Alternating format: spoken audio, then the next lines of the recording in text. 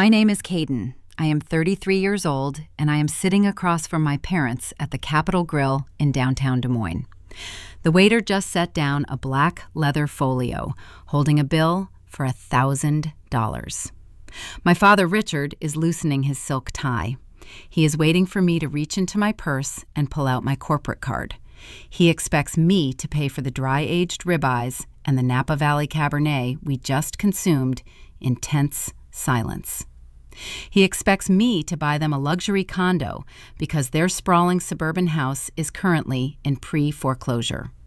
He does not know I am the one foreclosing on it.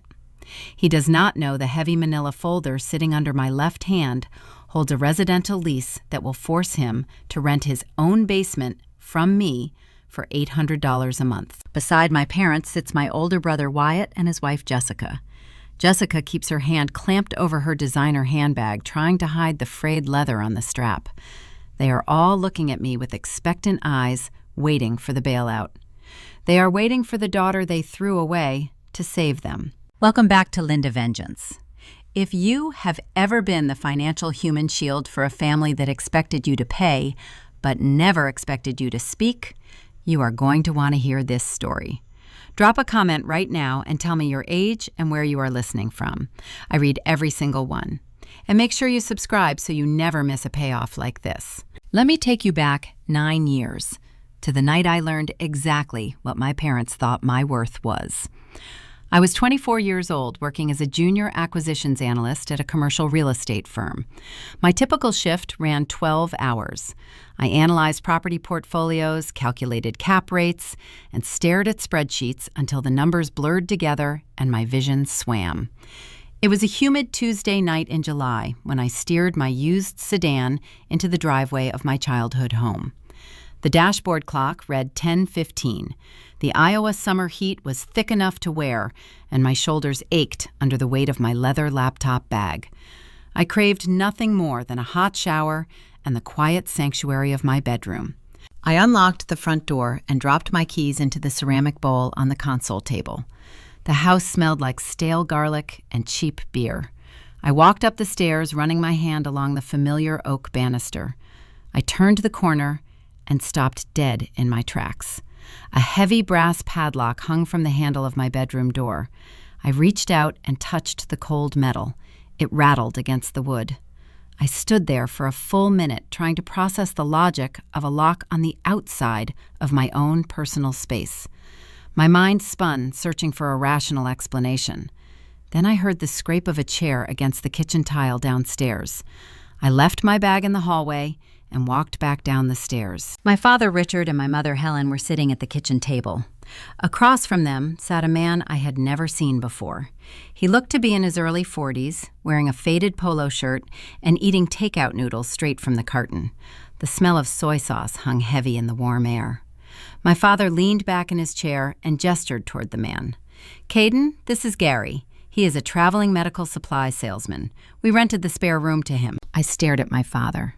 My chest felt tight, restricting my breathing. "You rented my room." My father did not blink.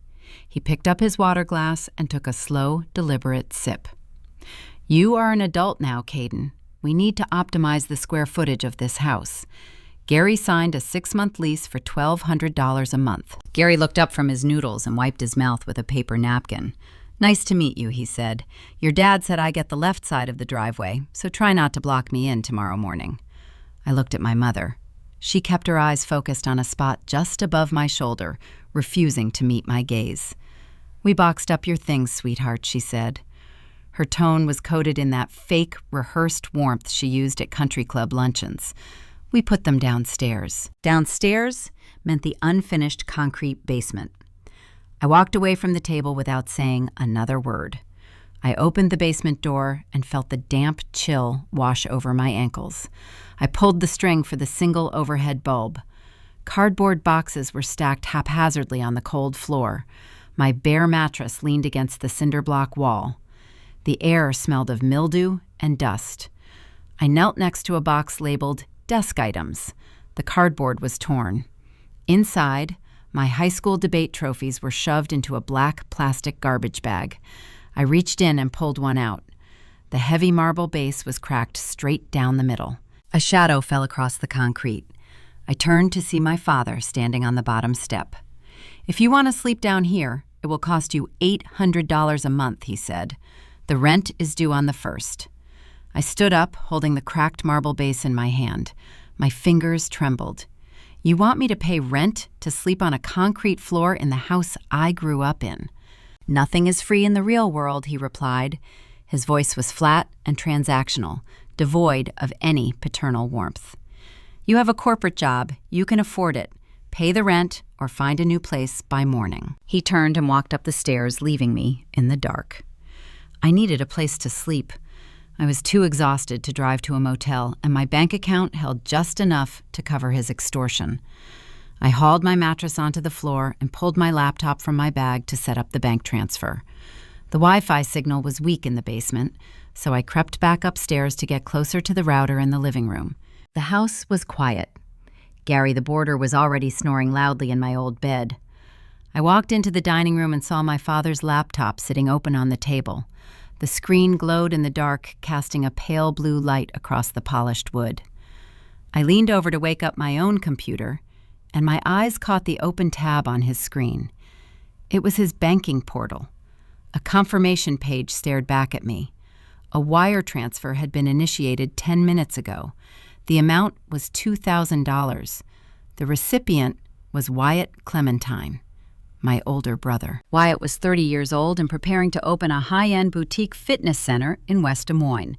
It was a business he had 0 qualifications to run and 0 capital to fund. I looked at the numbers on the screen, and the math clicked into place with sickening clarity. Gary paid $1,200. My father demanded $800 from me. That equaled $2,000, the exact amount wired to my brother. I was not paying for my keep. I was subsidizing the golden child. I closed my laptop slowly, making sure the hinge did not click. I stood in the dark dining room, listening to the stranger snoring in my bed, knowing my own parents had turned me into a human ATM for a brother who never worked a day in his life. The sting of betrayal burned in the back of my throat, but I swallowed it down. I did not scream. I did not confront them.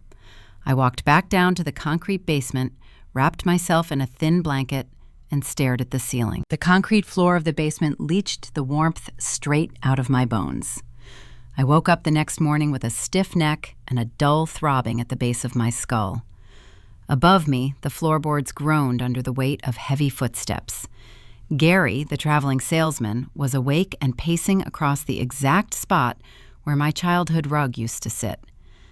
I pulled my tailored wool trousers from a cardboard box, shaking out the wrinkles in the dim light of the single exposed bulb.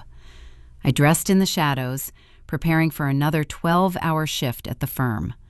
I had agreed to pay the $800 because I needed a roof over my head, but the knowledge of where that money was going sat in my stomach like swallowed glass. 4 days later, Helen decided we needed to project the image of a happy, functioning household.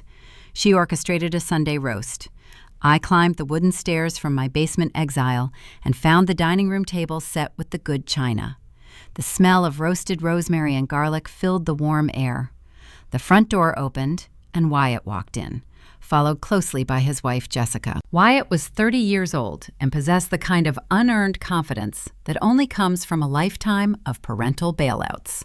He wore a crisp linen shirt and a designer watch, holding the keys to a leased European SUV he had parked in the driveway. Jessica trailed behind him, looking profoundly bored. She came from a family that owned hundreds of acres of prime Iowa soybean fields. Her generational wealth afforded her the luxury of treating her marriage to my brother like a quaint charity project. She wore a cashmere sweater that cost more than my first car and greeted my mother with a hollow air kiss. Neither of them looked at me. I stood near the kitchen doorway, holding a stack of water glasses. We gathered around the mahogany table. Helen carried the silver platter holding the roast beef and set it directly in front of Wyatt. My brother picked up the carving knife and sliced the prime center cuts for himself and Jessica. Gary, the boarder, pulled out the chair that used to be mine. He sat down, rubbing his hands together, and laughed at a joke my father made about the local sports team. The dynamic shifted into sharp focus. Gary, paying market rate, was treated as an honored guest. Wyatt, subsidized by my extortion, was treated as royalty. I sat on a folding chair at the corner of the table near the kitchen door. Jessica picked at her expensive salad and asked Wyatt how the new business was coming along. Wyatt leaned back, swirling his red wine. He was opening a boutique fitness center in West Des Moines. He had never managed a retail space, never balanced a ledger, and never trained a client. "The build-out is taking longer than expected," Wyatt said, adopting a tone of manufactured exhaustion. "The contractors are dragging their feet, but you cannot rush perfection. We are creating a lifestyle brand. It requires capital investment." My father nodded in solemn agreement. "You have to spend money to make money, son." I looked down at my plate containing the tough, overcooked end piece of the roast. The $2,000 wire transfer I had seen on my father's laptop burned in my mind. My $800 and Gary's $1,200. The math was flawless. I watched Wyatt take a bite of his premium cut of beef, paid for by my 12-hour shifts analyzing commercial debt. "Caden," my mother said, breaking my focus, "be a dear and fetch the extra gravy from the stove, and grab Gary some more napkins." I did not argue. I stood up, walked into the kitchen, and retrieved the gravy boat. I handed Gary a stack of paper napkins. I played the role of the silent servant because causing a scene would give them the satisfaction of calling me unstable. I preferred to gather intelligence. After dinner, Wyatt and Jessica retreated to the living room to drink bourbon with my father. Gary went upstairs to watch television. I carried the empty plates into the kitchen where Helen was standing at the sink. The running water masked the sound of my voice. I set the plates on the granite counter and stood next to her. "I saw the open banking portal on Dad's laptop Tuesday night," I said. My voice was low and steady. "I saw the $2,000 wire transfer to Wyatt." My mother stopped scraping the ceramic plate. She did not flinch. She slowly turned off the faucet and dried her hands on a linen towel. She turned to face me, offering a look of profound disappointment. "Your brother is an entrepreneur, Caden," she said. Her voice dripped with condescension. "He is building a legacy. He takes risks. You sit in a cubicle and punch a clock for a corporation. There is a difference." "He is opening a gym," I replied, "and he is doing it with the rent money you are extorting from me." Helen leaned in close enough that I could smell her expensive floral perfume. "We invest in potential," she whispered. "Family means supporting the ones who have the vision to elevate our name. You have a steady paycheck. You do not need the capital. Wyatt does. If you cannot understand that, then maybe you really do belong in the basement." She turned her back to me and resumed washing the dishes. The gaslighting was so pure, it was almost impressive. She had managed to twist their financial theft into a moral failing on my part. I realized in that moment that Helen did not view me as a daughter. I was merely a resource to be mined to fund the illusion of Wyatt's success. I left the kitchen and walked down the wooden stairs to my concrete cell. The air was cold and smelled of damp earth. I sat cross-legged on my bare mattress and opened my laptop. I did not cry. Crying was a waste of hydration and energy. Instead, I utilized the skills the commercial real estate firm paid me a premium for. I opened a secure browser and accessed the public financial records for the state of Iowa. I searched for Wyatt's LLC. It took me less than 10 minutes to pull the Uniform Commercial Code filings. The screen illuminated the dark basement, casting a pale glow across my face. The data told the real story. Wyatt was not building a lifestyle brand. He was drowning. He had taken out predatory loans to lease high-end exercise equipment, and the public records showed he was already 90 days past due on the payments. Creditors had filed liens against the business entity. The $2,000 my parents were funneling him every month was not seed capital. It was a desperate bandage applied to an arterial bleed. I downloaded the filings and saved them to an encrypted folder on my hard drive. I compiled a spreadsheet tracking his debts against the local market averages for commercial leases. I was building a dossier. If my family wanted to treat life like a transaction, I was going to ensure I held all the receipts. I closed the laptop, feeling a cold sense of armor wrapping around my chest. The satisfaction lasted exactly until 5 o'clock the next morning. Monday arrived, demanding my presence at the firm for a crucial portfolio review meeting with the senior partners. I needed to look sharp and alert. I grabbed my towel and my toiletry bag, navigating the dark stairs to the main floor. The house was silent. I walked down the hallway toward the only full bathroom. I reached for the brass doorknob, but it did not turn. The door was locked. A thick cloud of steam rolled out from the gap beneath the door, carrying the pungent scent of cheap aerosol body wash. A waterproof speaker blasted loud, abrasive rock music from inside the shower. Gary was awake. I knocked on the wood. It was a firm, measured rap. "Gary, I need to get in there. I have to leave for work in 30 minutes. The music lowered slightly. A voice echoed from behind the shower curtain. "Find another place to wash up, kid. I have this space for the next hour." I knocked harder. "I pay rent here too, Gary. I need the shower." The door to the master bedroom swung open. My father stood in the doorframe wearing a terry cloth robe. His face was flushed with irritation. He pointed a finger at me. "Keep your voice down, Caden," he hissed. "Gary is a paying tenant. He gets priority on the main floor. You are disrupting the peace of this house." I stared at the man who had raised me. "You want me to go to a corporate meeting smelling like a damp basement?" I asked. "Figure it out," Richard snapped. "Go join a gym. Use the sink downstairs. Stop acting like the world revolves around your schedule." He closed his bedroom door with a sharp click. The rock music inside the bathroom turned back up, vibrating against the walls.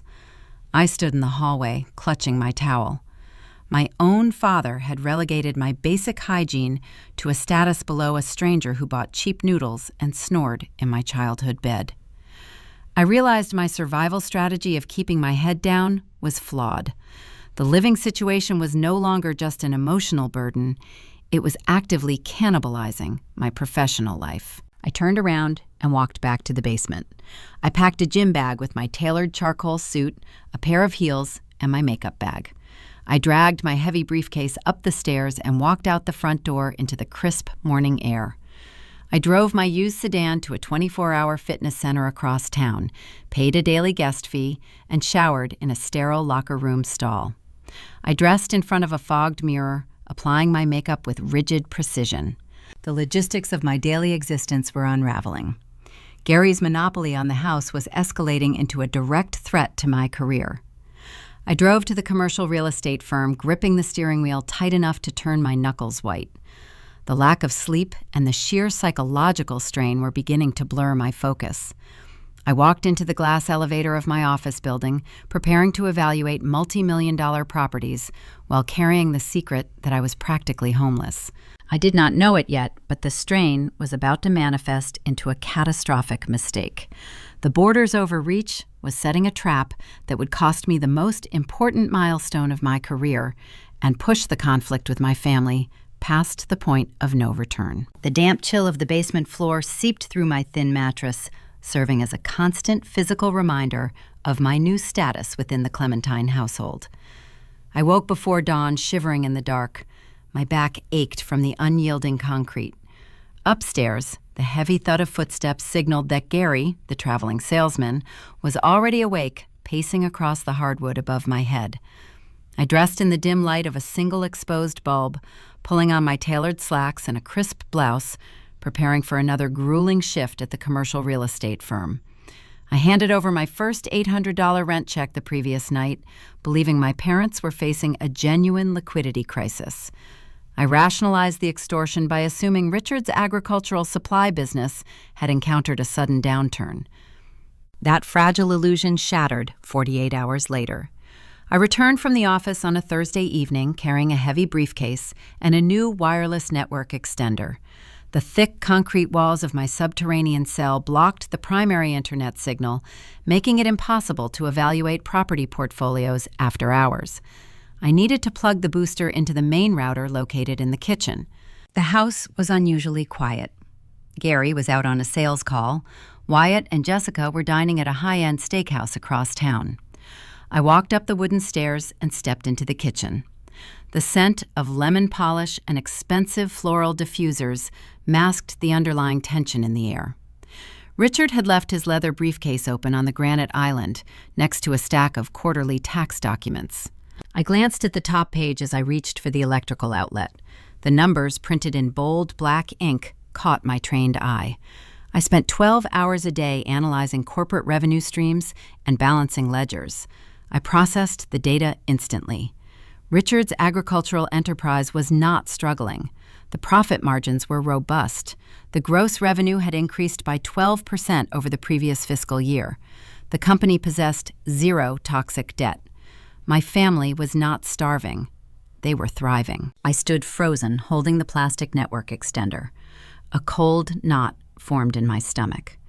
If the business was generating surplus capital, why did they padlock my bedroom door and force me to pay for the privilege of sleeping in a damp storage space? I plugged the device into the wall and turned toward the dining room. Richard's laptop sat open on the mahogany table.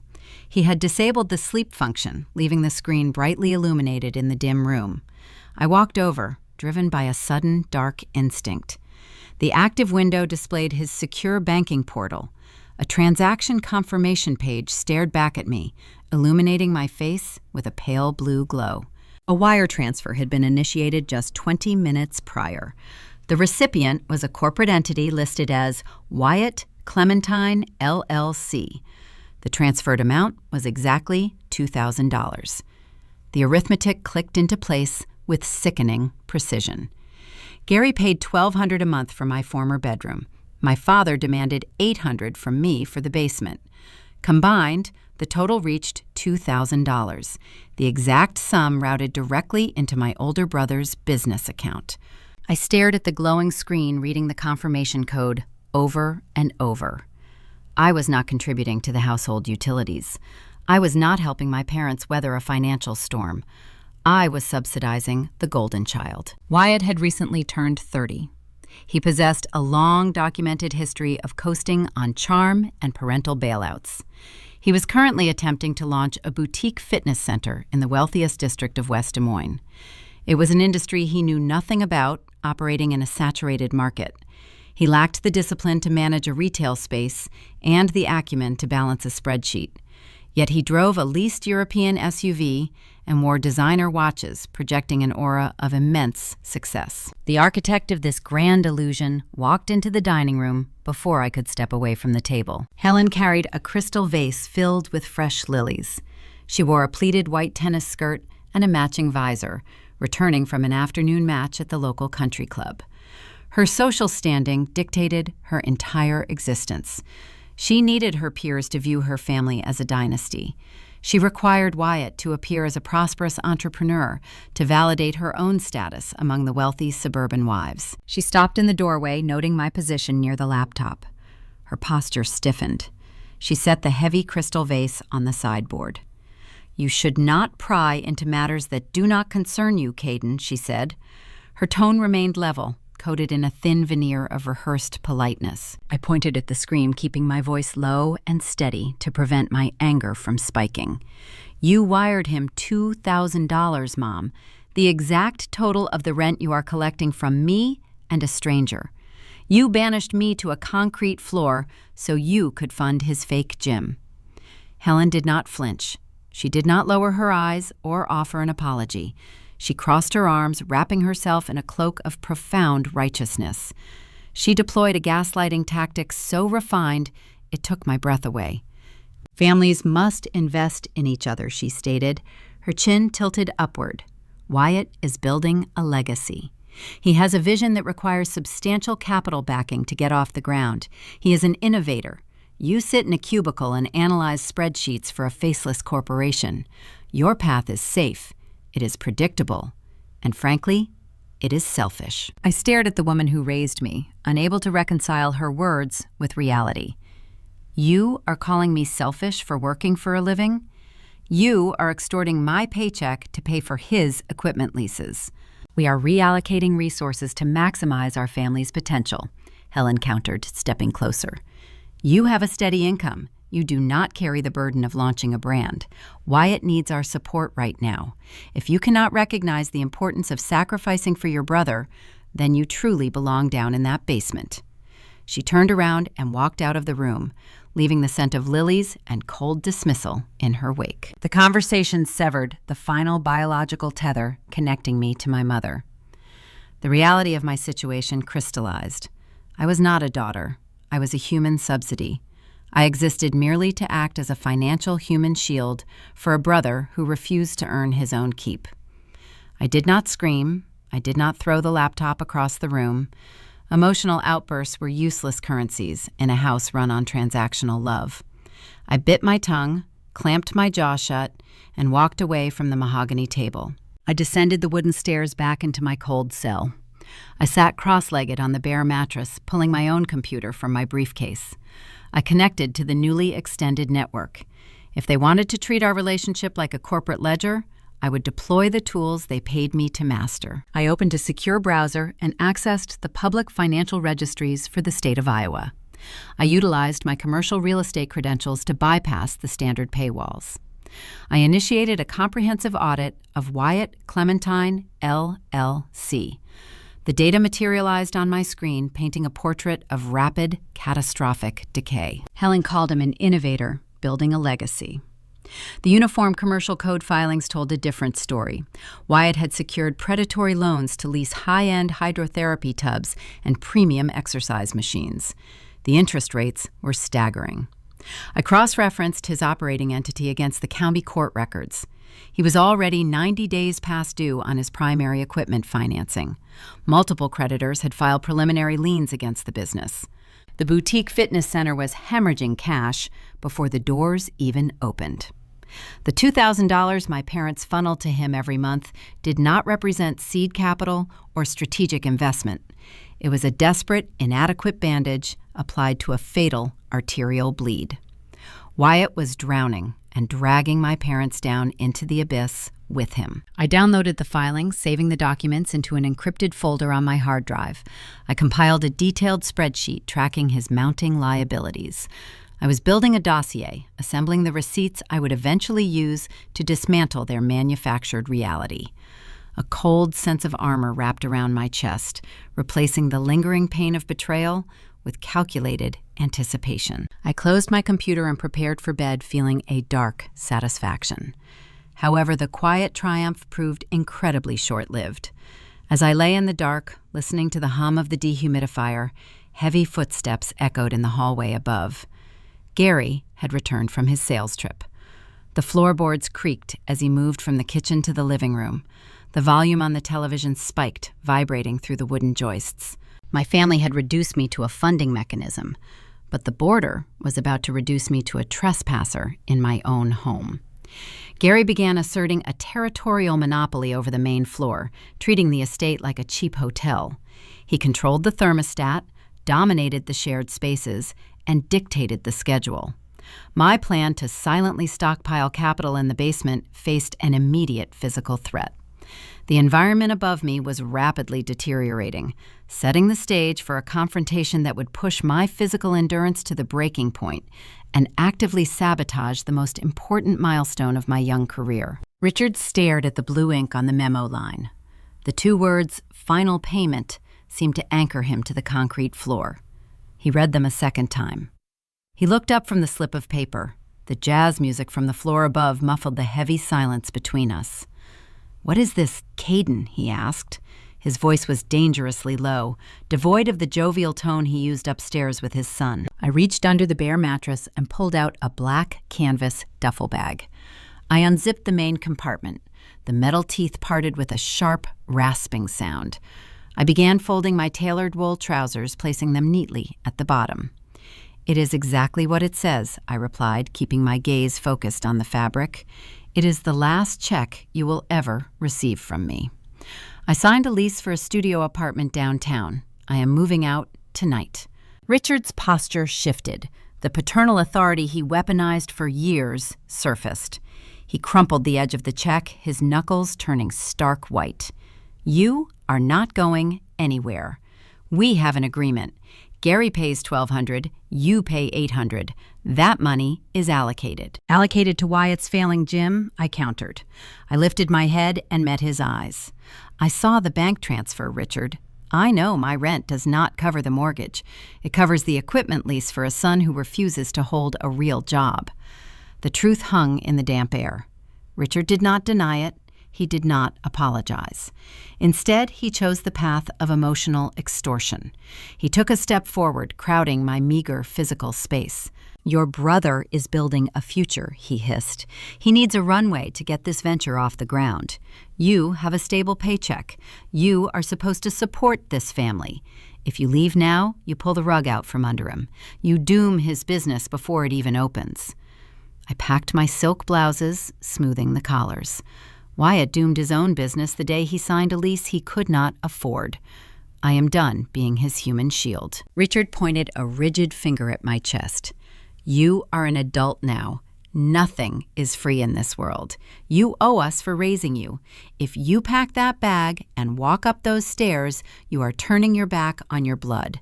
Do not expect to walk back in when you fail. I zipped the duffel bag closed. I hoisted the heavy canvas strap over my shoulder and picked up my briefcase. I stepped around him. I will not need to, I said. I climbed the wooden stairs, leaving him standing in the cold dark. I walked down the main hallway toward the front door. The living room parlor remained lit by expensive amber lamps. Wyatt and Jessica still sat on the leather sofa holding their crystal tumblers. The bourbon sloshed in Wyatt's glass as he turned to watch me walk past. He noted the duffel bag. A flicker of genuine confusion crossed his face. "Where are you going at this hour?" he asked. I paused at the threshold. I looked at the golden child bathed in warm light, drinking top-shelf liquor bought with my extortion. "I am cutting the cord, Wyatt," I said. "Good luck with the gym." I walked out the front door and let the heavy wood click shut behind me. The biting Iowa night air hit my face, clearing the smell of stale beer and expensive perfume from my lungs. I unlocked my used sedan, tossed my bags onto the passenger seat, and turned the ignition. The headlights swept across the manicured lawn of the suburban estate one last time before I shifted into drive and accelerated down the dark street. The financial artery sustaining the Clementine illusion severed the moment my taillights faded. The fallout arrived swiftly. Without my $800, Wyatt's fitness center began to bleed cash at an unsustainable rate. He could not cover the equipment financing. To hide his impending ruin, he and Jessica went on the offensive. They launched a targeted whisper campaign across the local country club and the extended family network. They needed a scapegoat to explain their lack of liquidity. They chose me. My phone began to vibrate 3 days after I signed the lease for my sparse downtown studio. The text messages poured in from aunts, cousins, and family friends. The narrative Jessica spun was masterful in its deception. She painted me as a ruthless corporate climber who abandoned her aging parents. She claimed I refused to contribute to household expenses while hoarding a massive salary. A text from my father's sister illuminated the screen. "How could you leave your mother crying in that house, Caden, after everything they sacrificed for your education? You are a cold, ungrateful girl."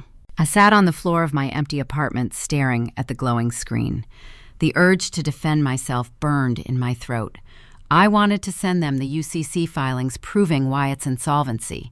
I wanted to tell them about the padlock on my bedroom door and the concrete floor. But engaging would only validate their drama. It would show them I still cared about their judgment. I opened the contact list on my phone. I selected my aunt's name. I pressed edit. I changed her contact name to Do Not Answer. I repeated the process for every cousin and every family friend who sent a toxic message. My inbox became a wall of warnings. Do not answer. Do not answer. I silenced the notifications and tossed the phone onto the counter. I allowed the silence to harden into armor. I channeled every ounce of anger into the commercial real estate firm. I arrived before dawn and left after midnight. I rebuilt my reputation with Sterling, the senior partner. I identified undervalued retail spaces in the suburbs and structured acquisitions that yielded high returns. I turned myself into an indispensable asset. The passage of time operates on a brutal mathematical scale. Compound interest builds fortresses, while depreciating assets dig graves. 2 years evaporated. The trajectory of the Clementine family split in opposite directions.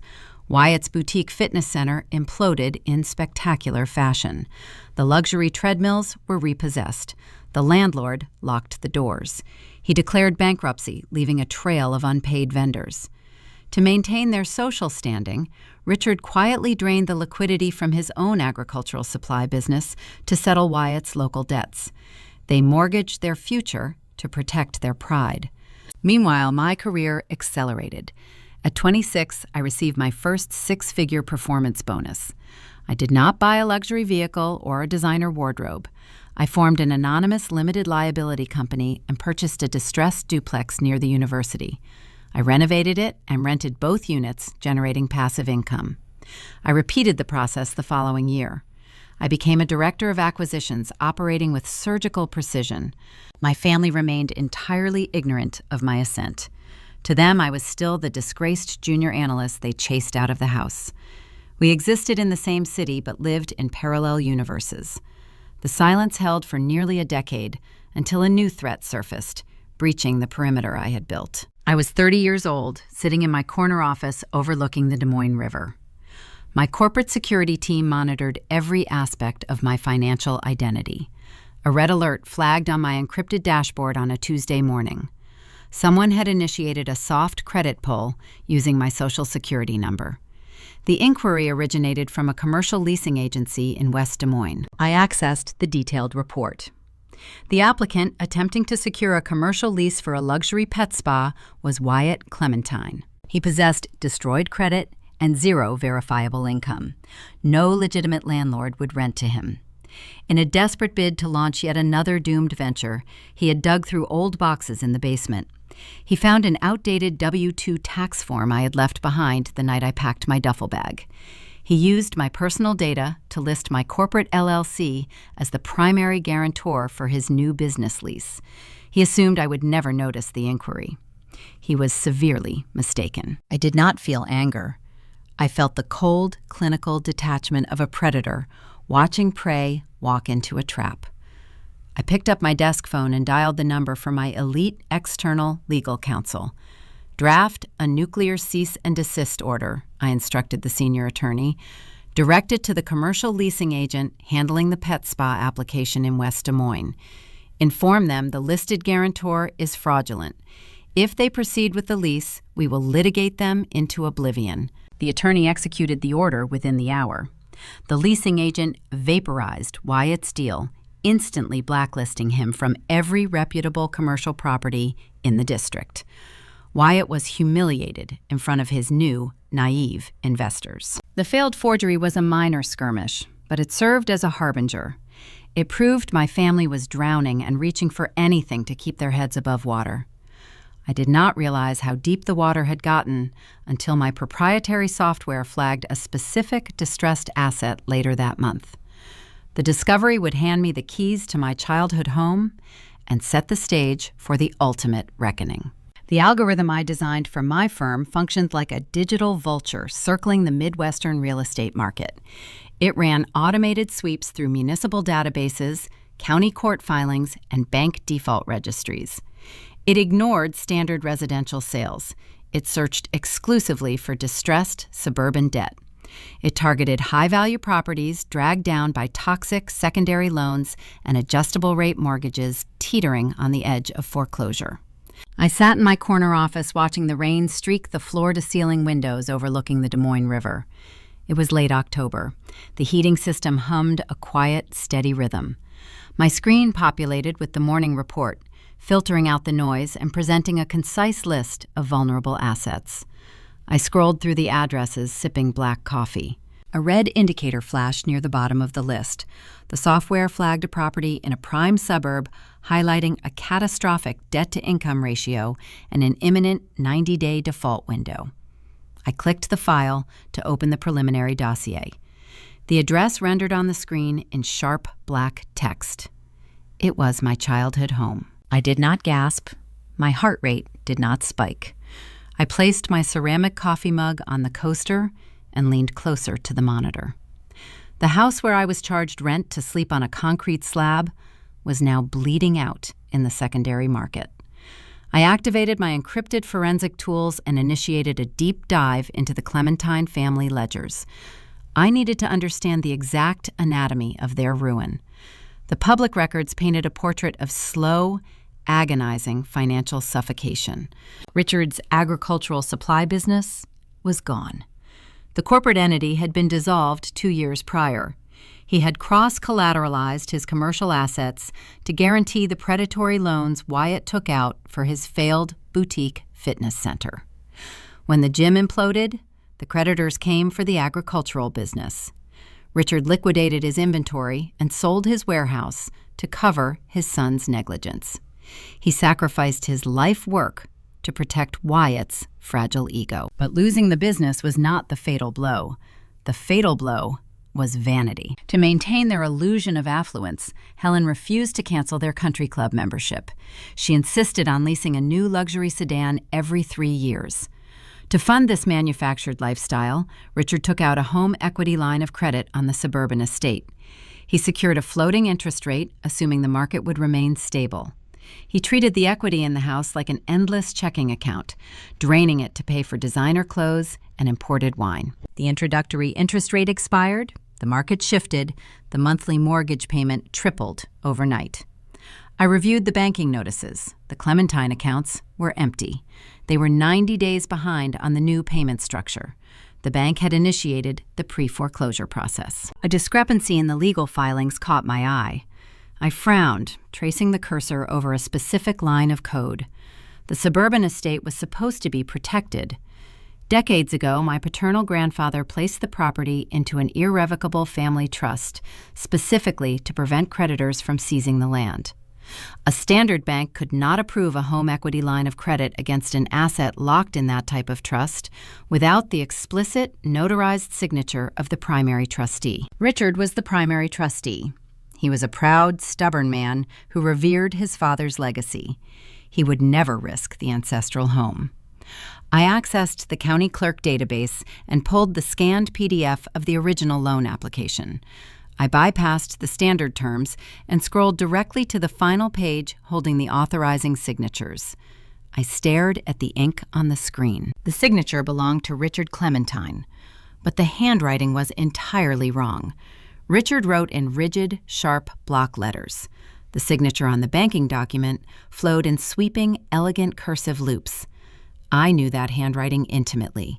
It was the same cursive that labeled my boxed-up belongings the night they banished me to the basement. Helen had forged my father's signature. I checked the date on the loan origination. It coincided perfectly with Wyatt's lavish wedding to Jessica. Helen committed felony bank fraud to extract the equity from the protected family trust. She risked federal prison to pay for a 6-figure reception to impress Jessica's wealthy farming family. She destroyed her own sanctuary for a party. The betrayal was absolute. They had devoured themselves from the inside out. I picked up my desk phone and dialed my primary broker. He answered on the second ring. I need you to contact the commercial desk at the regional bank handling the distressed portfolio in the western suburbs, I instructed. There is a specific residential debt bundle entering pre-foreclosure. Address is listed in the secure portal I just shared with you. I hear you, Caden, the broker replied, typing rapidly on his end. You want to bid on the paper. I do not want to bid, I said, keeping my voice devoid of inflection. I want to execute a direct purchase. Route the transaction through Onyx Horizon Holdings. Offer them 80 cents on the dollar for the total assumed debt. They will take the discount to clear the non-performing loan off their quarterly books. Consider it done, he said. We will have the deed transferred to the holding company by Friday. I hung up the phone. The execution was flawless and entirely invisible. My name would appear nowhere on the preliminary paperwork. The faceless corporate entity, Onyx Horizon Holdings, now legally owned the debt. The estate belonged to me. I turned my chair to face the window, watching the rain blur the city skyline. I imagined the panic currently suffocating the house in the suburbs. The facade was cracking. Richard and Helen were likely eating instant noodles in the dark to save on the electric bill, pretending everything was fine. They were trapped in a prison of their own design. The bank would officially reject their final refinancing appeal by the end of the week. The debt-to-income ratio was too toxic for any legitimate lender to touch. They would realize the house was lost to a predatory private firm. The desperation would turn them against each other. That afternoon, my prediction materialized in the form of a chaotic internal fracture. Though I was not in the room, the sequence of events was easy to reconstruct based on the frantic digital footprints they left behind. Wyatt attempted to secure a payday loan and was instantly denied. Helen searched for local pawn shops to appraise her jewelry, only to discover the diamonds she bought during the HELOC spending spree were low-grade synthetics. Richard sat in his home office, paralyzed by the foreclosure notices piling up on his desk. They needed cash to stall the eviction. They needed a bailout. Wyatt, having burned every bridge in his professional network, had zero options. Jessica's family had long ago frozen her trust fund, refusing to subsidize her husband's failures.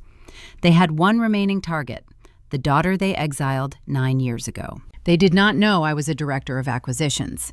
They did not know I orchestrated the hostile takeover of their home. They assumed I was still a mid-level corporate drone earning a modest salary. They calculated I might have $50,000 sitting in a savings account. They dispatched Jessica to reel me in. She was the ideal operative. She possessed the unearned confidence of generational wealth, and she technically had no blood relation to the original conflict. She could feign ignorance of the estrangement, playing the role of the concerned sister-in-law seeking a temporary bridge loan. My calendar notified me of a routine networking meeting the following morning at a high-end coffee shop in the downtown financial district. It was a public location, a place where wealthy professionals conducted informal business. Jessica monitored my LinkedIn profile, assuming she could track my daily movements. She planned an accidental run-in. I received the alert from my digital security team that my public itinerary had been accessed from an IP address in West Des Moines. I knew she was coming.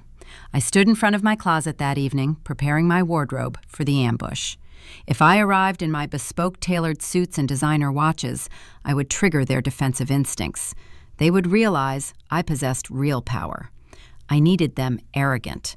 I needed them to underestimate me so they would walk blindly into the execution chamber. I reached past the silk blouses and the imported wool.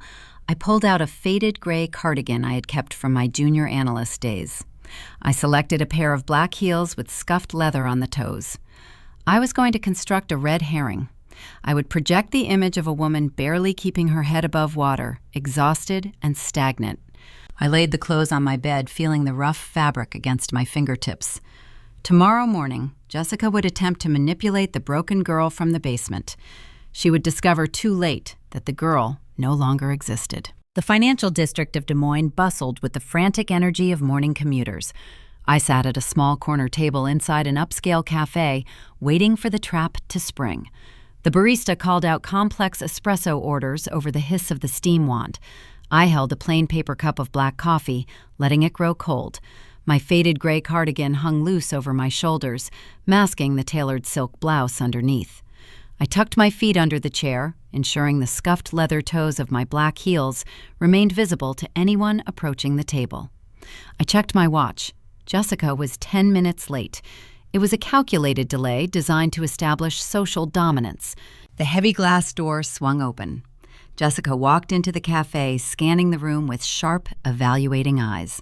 She wore a designer trench coat, but the belt was tied in a hasty knot, and the fabric lacked its usual crisp press. The edges of her manufactured wealth were beginning to fray.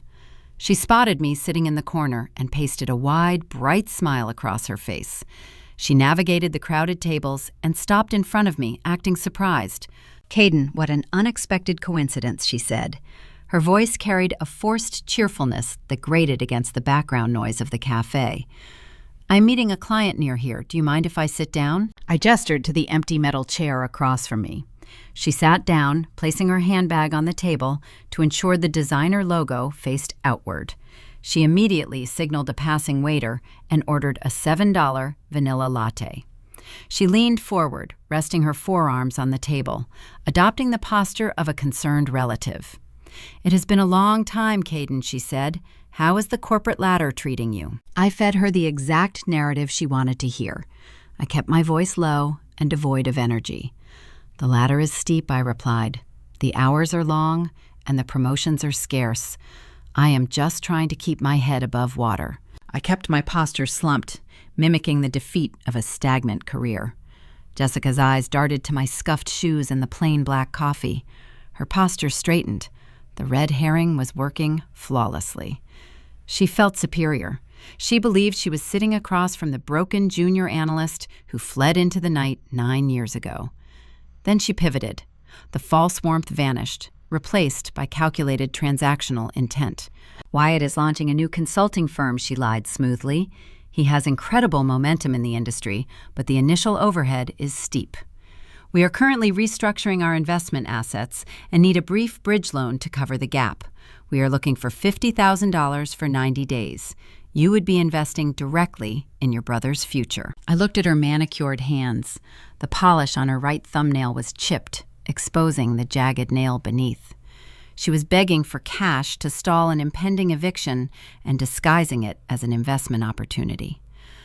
"My money is tied up, Jessica," I said, keeping my tone flat and even. "I cannot fund Wyatt's consulting firm.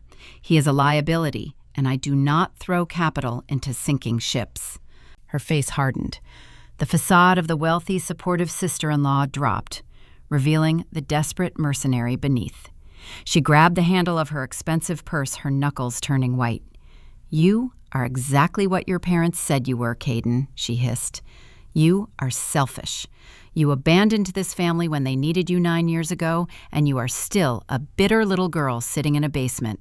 You will always be a failure." She stood up, knocking her chair back, and marched out of the cafe without waiting for her expensive latte.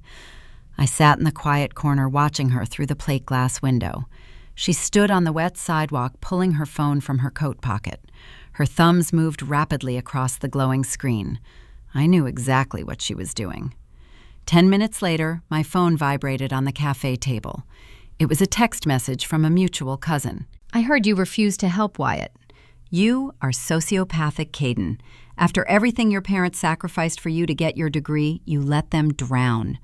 Do not ever contact us again." The Whisper campaign ignited instantly. Jessica spun a vicious narrative to cover their financial panic. She painted me as an ungrateful corporate climber who hoarded pennies while her aging parents suffered. More messages flooded my screen from aunts and family friends. They called me heartless. They demanded I apologize to my brother. They weaponized guilt, trying to bend me to their will. I did not type a single reply. I opened my contact list, I selected the cousin, and deleted the contact permanently. I repeated the process for every toxic message that arrived. I harnessed the absolute silence, turning their manufactured outrage into pure fuel. I leaned back in my chair, sipping the bitter black coffee, building the walls of my empire higher. They needed a scapegoat because they were entirely out of options.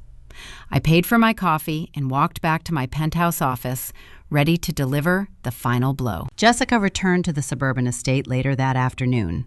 I tracked the fallout through the automated updates from my legal team and the inevitable chain reactions of their ruined credit. She walked into the house and informed Richard and Helen that the bailout was dead. She told them I was broke and useless. The final lifeline snapped. The family turned on each other. Wyatt blamed Jessica for mishandling the negotiation. Helen blamed Richard for taking out the home equity line of credit. The living room became a war zone of bitter accusations. The real storm arrived the following morning at exactly 8 o'clock. A gray sedan parked in front of the Clementine house. A man in a plain windbreaker walked up the paved driveway holding a thick manila envelope. He carried the full legal weight of Onyx Horizon Holdings. Richard opened the front door wearing his terry cloth robe. He expected the mail carrier delivering another stack of past due notices. The man in the windbreaker confirmed his identity and handed him the envelope. "You have been served," the man said, turning and walking back to his vehicle. Richard stood in the foyer and tore open the seal. He unfolded the thick stack of legal documents. It was the formal notice of intent to foreclose.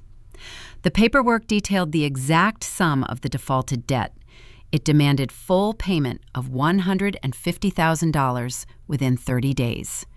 If the balance remained unpaid, the property would be seized and auctioned on the county steps. The name of the creditor, printed in bold black ink, offered no mercy or negotiation. Onyx Horizon Holdings. Richard walked into the kitchen, his hands trembling so hard the papers rattled. He laid the documents on the granite island. Helen poured a cup of coffee and glanced at the bold print. The color drained from her face. She realized her forged signature on the trust documents had led them directly to this moment. They had 30 days to produce cash they did not possess. They consulted a local bankruptcy attorney that same afternoon. The lawyer reviewed the foreclosure notice and delivered a grim diagnosis. The anonymous corporate entity holding the debt moved fast and operated without leniency. Because of the compromised trust documents, they possessed zero legal leverage to halt the eviction process. The lawyer advised them to start packing boxes and securing a rental property. The terror of the faceless creditor fractured the remaining family structure. Richard begged Wyatt to liquidate his remaining assets to save the ancestral home. Wyatt confessed he owned nothing. He had transferred every vehicle and bank account into Jessica's name to hide from previous creditors. Richard turned to Jessica, pleading for a loan from her family trust fund to cover the arrears. Jessica laughed, a harsh, desperate sound that echoed in the kitchen. "I am not draining my inheritance to save a sinking ship," she declared. "This is your mess, Richard. You fix it." The illusion of family loyalty disintegrated into dust. Richard realized his golden child was a parasite, and his daughter-in-law was a mercenary who would abandon them the moment the money ran out. He sat alone in his dark home office, staring at the foreclosure notice on his desk. The silence in the house felt heavy and suffocating. He had alienated the only competent person in his bloodline. He picked up his phone and scrolled through his contacts, stopping at a number he had not dialed in nearly a decade. The screen illuminated his tired face as he pressed the call button, setting the stage for a desperate surrender. My smartphone vibrated against the polished oak surface of my desk. The bright screen illuminated a name I had not seen in 3,285 days. Richard Clementine. The digital chime echoed across my corner office, cutting through the quiet hum of the central heating. I sat in my ergonomic chair and watched the glass surface glow. I did not reach for the device. I let the phone ring. I allowed the rhythmic buzzing to serve as a metronome, measuring the vast chasm between the life I built and the ruin he created. The past 9 years operated on the unforgiving laws of mathematics. It was a rapid-fire illustration of structural optimization pitted against depreciating assets. Two ledgers moving in opposite directions. My brother Wyatt built his entire existence on the illusion of wealth. He preferred the appearance of success over the grueling mechanics of actual labor. 6 months after I walked out of the suburban house with a canvas duffel bag, his boutique fitness center shattered. The luxury treadmills he leased with exorbitant interest rates were repossessed by men wearing heavy steel-toed boots. The commercial landlord chained the glass doors shut and filed a civil suit for breach of contract. Wyatt drowned in a sea of toxic debt. He possessed no tangible skills to generate legitimate revenue. Instead of securing standard employment, the golden child pivoted to a series of increasingly absurd ventures. He attempted to launch a luxury pet spa and later a mobile app for exclusive networking. Each vanity project burned through cash faster than the last. His wife Jessica watched her manufactured social status evaporate.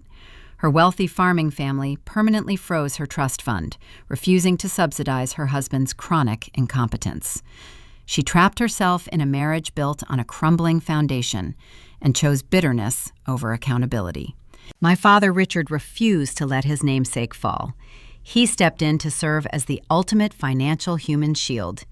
He quietly siphoned the liquidity from his established agricultural supply company. He diverted capital meant for warehouse maintenance to cover Wyatt's mounting legal fees. He cross-collateralized his commercial properties to secure bridge loans for his son. The local farmers noticed the dwindling inventory and the neglected storefront. They took their lucrative accounts to regional competitors. Richard's legacy bled out $1,000 at a time. He sacrificed a 30-year enterprise to cushion a fragile ego. The corporate entity eventually dissolved into dust, leaving him holding an empty bag. While my family dug their own financial grave, I operated on a totally different mathematical frequency. I utilized the cold logic of compound interest. I worked 90-hour weeks at the commercial real estate firm. I analyzed market trends, zoning ordinances, and demographic shifts. I stripped away all emotion from my decision-making process. At 26, I earned my first six-figure performance bonus. I did not celebrate with a luxury vehicle or a designer wardrobe. I formed an anonymous holding company. I targeted a distressed residential duplex located in a transitioning neighborhood near the university. The property required intense cosmetic rehabilitation. I bought it far below market value and spent my weekends painting walls and replacing fixtures. I leased both units and let the rental income cover the mortgage while generating a positive cash flow. I repeated the process the following year. Then I scaled the operation. I became a director of acquisitions before my 30th birthday. I mastered the art of buying secondary market debt. I purchased non-performing loans from regional banks at steep discounts. I foreclosed on toxic commercial parcels and repurposed them for high-yield tenants. My personal real estate portfolio swelled past the $10 million mark. I commanded a team of junior analysts and external legal counsel. The juxtaposition of our lives bordered on the absurd. While Helen attended country club luncheons wearing low-grade synthetic stones pretending they were flawless diamonds, I attended municipal bankruptcy auctions in a tailored wool suit. While Jessica posted fabricated vacation photos online to maintain her shallow social currency, I devoured distressed debt portfolios in the quiet sanctuary of my penthouse office. The concrete boundaries I established in my early 20s forged me into an untouchable titan. The damp basement floor taught me that survival requires a solid foundation devoid of sentimentality. I built my empire on that exact premise. My family remained entirely ignorant of my status. They existed in a suburban bubble fueled by denial and high-interest credit cards. They assumed I was still the struggling junior analyst they ousted all those years ago. They thought I lived in a cramped apartment counting pennies. They never bothered to track my trajectory because acknowledging my success would require them to confront their own failure. The phone stopped ringing. The screen went dark. 10 seconds later, a notification pinged, indicating a new voicemail. I swiped the screen and pressed play. The audio file engaged, filling the quiet office with the sound of my father's voice. The arrogant, patriarchal authority he weaponized during my childhood was entirely gone. His tone trembled. He sounded hollow and terrified. "Caden, it is your dad." He paused, struggling to draw a steady breath. "I know it has been a long time. We have a family emergency. We are losing the house. A private firm bought our debt and they are foreclosing. I need to see you. Please call me back." The voicemail ended with a sharp click. I listened to the recording a second time, analyzing the cadence of his panic. He was begging for a bailout from the daughter he charged rent to sleep on concrete. He believed he was calling a vulnerable girl he could easily manipulate with a guilt trip. He had no idea he was leaving a message for the chief executive officer of Onyx Horizon Holdings. He had no idea the faceless predator destroying his life was sitting at this oak desk. I did not call him back. I understood the psychology of desperation. If I responded immediately, he would assume he still held leverage. I needed the terror to marinate. I needed the reality of the impending eviction to fracture whatever fragile alliance remained between him, Helen Wyatt, and Jessica. I let them sweat in the dark for a full 48 hours. I went about my schedule, reviewing commercial leases and approving wire transfers. I slept soundly in my high-rise apartment, while they packed cardboard boxes in the house they could no longer afford. On Thursday evening, I finally picked up my smartphone. I opened the text messaging application and typed a single, concise response to his desperate plea. Capitol Grill, Friday, 7 p.m. I will listen. I pressed send and placed the phone face down on the desk. I opened the bottom drawer of my filing cabinet and retrieved a thick manila folder. It contained the formal foreclosure dismissal paperwork and a strict residential lease agreement. I paperclipped a small blue rectangle to the front page of the contract. It was the canceled check from 9 years ago, holding the words "final payment" on the memo line. The trap was fully set. I arranged the documents, making sure every signature line was clearly marked. I was ready to walk into the upscale steakhouse and deliver the final verdict. But an unforeseen variable was about to turn the upcoming dinner into a public spectacle that would shatter the Clementine bloodline forever. Before I walked into the upscale steakhouse to deliver the final verdict, I needed to dismantle the last shred of my brother's unearned confidence. The foreclosure notice broke my parents, but Wyatt required a specialized execution. To understand the hollow, defeated stare he brought to the dinner table, you must examine the exact anatomy of his final failure. The incident unfolded just 3 weeks prior to our scheduled meeting. Wyatt refused to accept his transition from a wealthy entrepreneur to a destitute liability. Following the spectacular implosion of his boutique fitness center, he pivoted to an even more absurd concept. He drafted a business plan for an elite canine wellness retreat in West Des Moines. The proposal included canine hydrotherapy, organic meal prep, and canine acupuncture. It was a vanity project designed to attract wealthy suburbanites and project an aura of high society success. The primary obstacle blocking his path was his own financial history.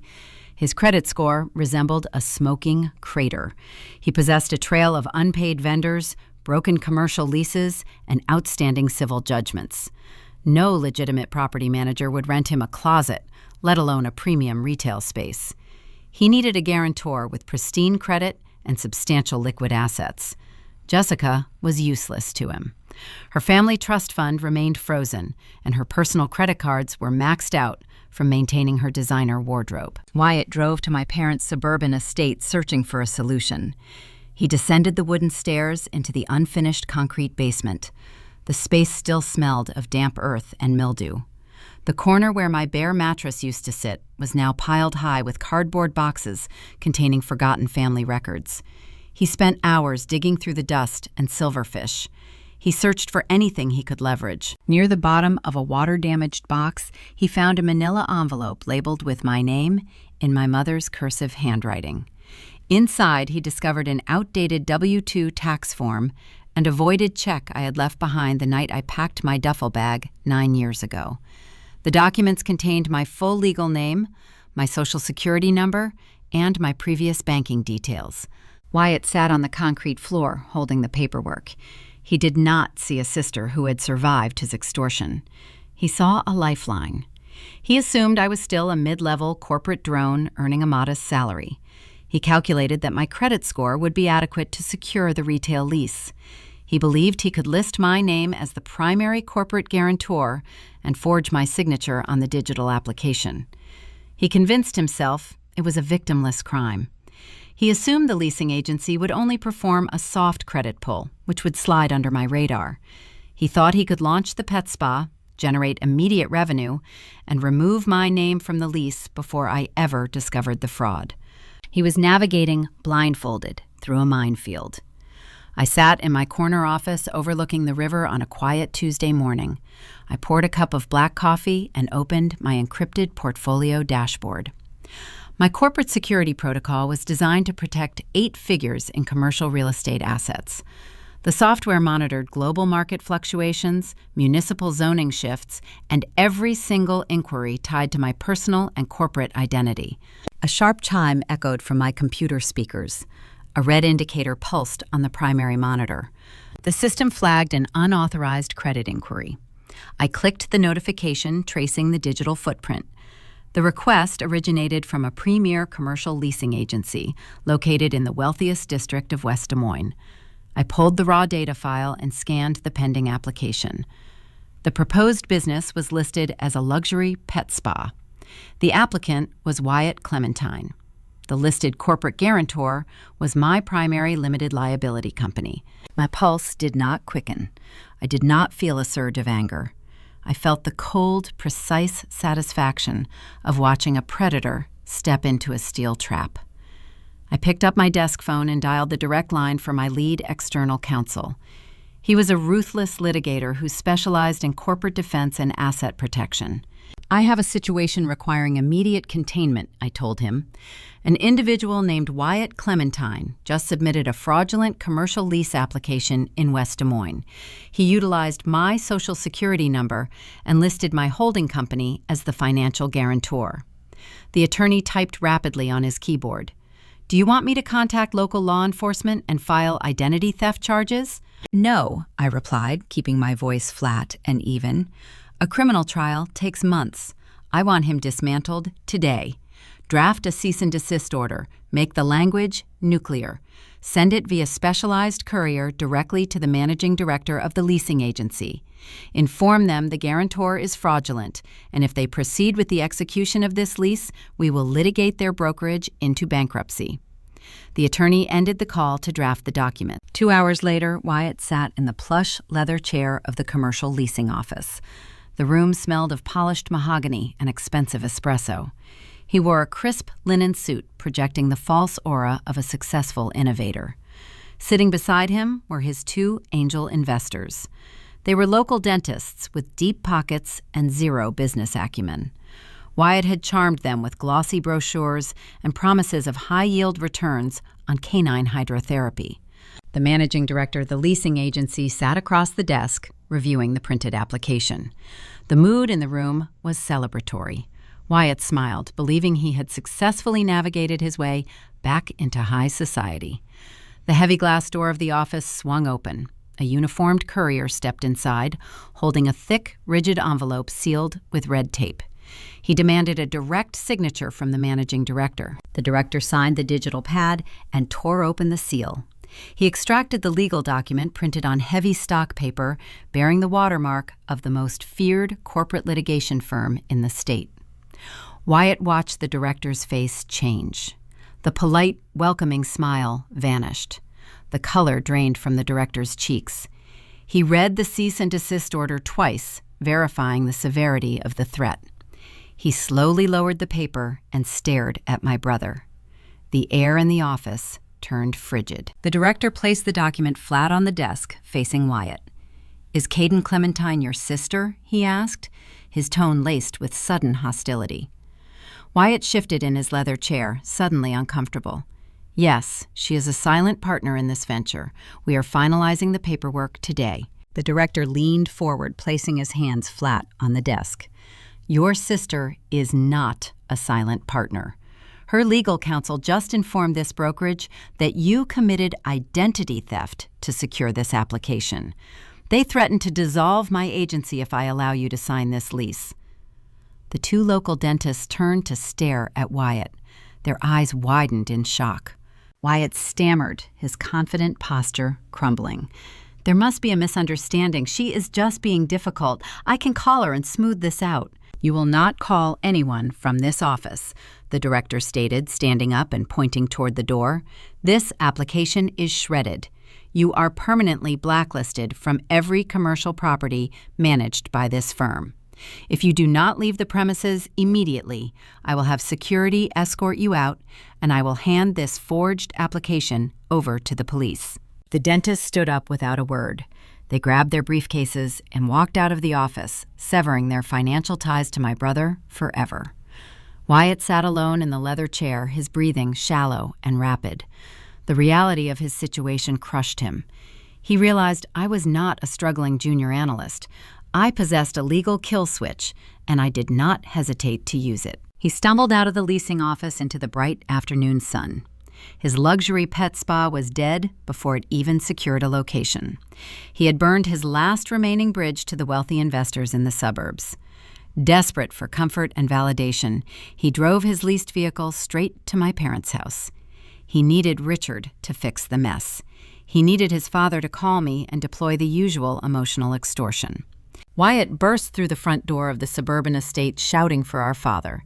He walked down the hallway and pushed open the door to the home office. The room was dark. The curtains were drawn, blocking the sunlight. Richard sat behind his oak desk, illuminated only by the pale blue glow of his computer monitor. He did not look up when Wyatt entered. His shoulders were slumped, and his face looked 10 years older. Dad Wyatt began, his voice trembling with a mixture of rage and panic. Caden just sabotaged my entire deal. She hired some high-powered law firm to threaten my leasing agent.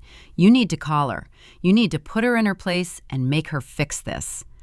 Richard did not move. He slowly rotated his chair to face his son. He held a thick stack of legal documents in his hands. The pages were printed on heavy stock paper bearing the bold black logo of Onyx Horizon Holdings. Wyatt stepped closer, noticing the hollow, empty look in his father's eyes. "Dad, what is wrong? You need to call Caden." Richard dropped the documents onto the desk. The thick paper landed with a dull thud. He looked at his golden child, the son who had drained his agricultural business and destroyed his legacy. "I cannot call her, Wyatt," Richard whispered, his voice cracking under the weight of sheer terror. Wyatt frowned, confused by the defeat radiating from the man who used to control every aspect of our lives. "Why not? Tell her she owes us. Tell her she has to support the family." Richard closed his eyes, pressing his trembling fingers against his temples. He pointed a shaking hand at the foreclosure notice resting on the desk. "Because we do not have a family anymore," Richard said. "A private holding company bought the debt on this house. We are 90 days in default. They are evicting us. I have 30 days to find $150,000 in cash, or we are homeless." Wyatt stared at the paperwork, the reality of the impending ruin finally piercing his thick armor of entitlement. The safety net was gone. The bank of Richard Clementine was permanently closed. They stood in the dark office, paralyzed by their respective failures. Wyatt was a fraud, facing potential criminal charges, and Richard was a bankrupt patriarch, facing the loss of his ancestral home. They were drowning in a storm of their own making, entirely unaware that I controlled the weather. This was the exact psychological state they occupied when I sent the text message agreeing to meet them at the Capitol Grill. They were broken, desperate, and ready to beg. They walked into the steakhouse believing they were fighting a faceless corporation. They did not know the executioner was already sitting at the table, waiting for them to order dinner. The kitchen of the Clementine estate used to smell of roasted garlic and expensive red wine. Tonight, it smelled of boiling tap water and cheap sodium powder. Richard sat at the long granite island illuminated by the harsh glow of a single battery-powered camping lantern. The electricity in the primary living spaces had been shut off at the breaker box to conserve power and avoid utility shutoff notices. He peeled back the foil lid of a styrofoam cup containing instant noodles. The steam curled into the cold, dark air. Helen stood near the stainless steel refrigerator wrapped in a thick cashmere shawl. The motor of the appliance clicked off, plunging the room into an even deeper silence. The contrast between their environment and their actual meal painted a stark portrait of a family in its death throes. They were starving inside a $1 million tomb. The architecture of their ruin required years of careful neglect and profound vanity. Richard's agricultural supply business did not collapse overnight. It bled out slowly. He treated his commercial enterprise as a personal piggy bank to fund Wyatt's endless string of failures. When Wyatt's boutique fitness center required expensive imported treadmills, Richard signed the equipment leases using his own warehouse as collateral. When the gym went bankrupt, the creditors did not simply repossess the weights, they targeted the underlying asset. Richard was forced to liquidate his inventory and sell his commercial property to satisfy the corporate liens. He lost his life's work to protect his son's fragile ego. Yet losing the business was only the first domino. Helen refused to acknowledge the changing financial reality. She insisted they maintain their premium country club membership. She demanded a new luxury sedan every 3 years to keep up appearances with the other wealthy wives in West Des Moines. She needed Jessica's family to believe the Clementines were equally prosperous. To fund this manufactured illusion, Richard turned to the only tangible asset he had left. He walked into a regional bank and applied for a home equity line of credit against the suburban estate. He viewed the equity in his home as an endless checking account. He secured a floating interest rate, assuming the local housing market would remain forever stable. For 3 years, they lived on borrowed time and borrowed capital. They paid for imported champagne-tailored suits and lavish vacations, using the structural value of their own roof. Then the market shifted. The introductory interest rate expired. The terms of the loan reset, matching the new federal mandates. Richard's monthly mortgage payment surged from a manageable sum to a staggering, unpayable figure. The demand for capital tripled overnight. The bank accounts were empty. Earlier that afternoon, Richard drove his 10-year-old truck to the regional bank branch, hoping to negotiate a survival plan. He sat in a cramped cubicle across from a loan officer who looked young enough to be his grandson. Richard presented his ledgers, pleading for a fixed-rate refinancing option. He offered to extend the life of the loan. He promised reliable monthly installments. The loan officer typed the data into his terminal and shook his head. The rejection was cold and mathematical. Your debt-to-income ratio is toxic, Mr. Clementine, the young man stated, sliding a printed denial letter across the desk. You possess 0 verifiable revenue streams, and your credit profile shows multiple recent defaults tied to your commercial holdings. My institution views this profile as a severe liability. We cannot restructure this loan. The current terms stand. Richard walked out of the bank carrying the printed denial. He realized he could not borrow his way out of a deficit this deep. The holding company, known as Onyx Horizon Holdings, had purchased the bad debt from the bank. The faceless corporate entity now held the legal right to evict them in less than 90 days. Back in the dark kitchen, Richard stirred his instant noodles with a plastic fork. He looked at Helen. Her face looked gaunt in the lantern light. The synthetic diamonds on her fingers caught the dim beam, casting fragmented shadows against the custom cabinetry. We are going to lose the house, Helen whispered. Her voice carried the raw texture of true panic. They are going to put our belongings on the curb. Richard took a slow breath. He tried to summon the patriarchal authority he used to wield so effortlessly. He set his plastic fork down on the granite surface. They can try to foreclose, he said, attempting to sound steady. Onyx Horizon Holdings might own the paper, but they cannot seize the physical property. They are bluffing to force a cash settlement. Helen frowned, pulling the cashmere shawl tighter around her shoulders. What do you mean? We missed 3 payments, Richard. The law is the law. Richard shook his head. You are forgetting the ancestral shield. My father anticipated financial turbulence when he bought this land. He placed the deed into an irrevocable family trust. It is an ironclad legal structure designed specifically to prevent corporate creditors from seizing the estate. A holding company can demand payment all they want, but they cannot break an irrevocable trust. We will tie them up in litigation for years. We just need to hire a decent defense attorney. He leaned back in his chair, expecting his wife to sigh in relief. He expected her to praise his foresight.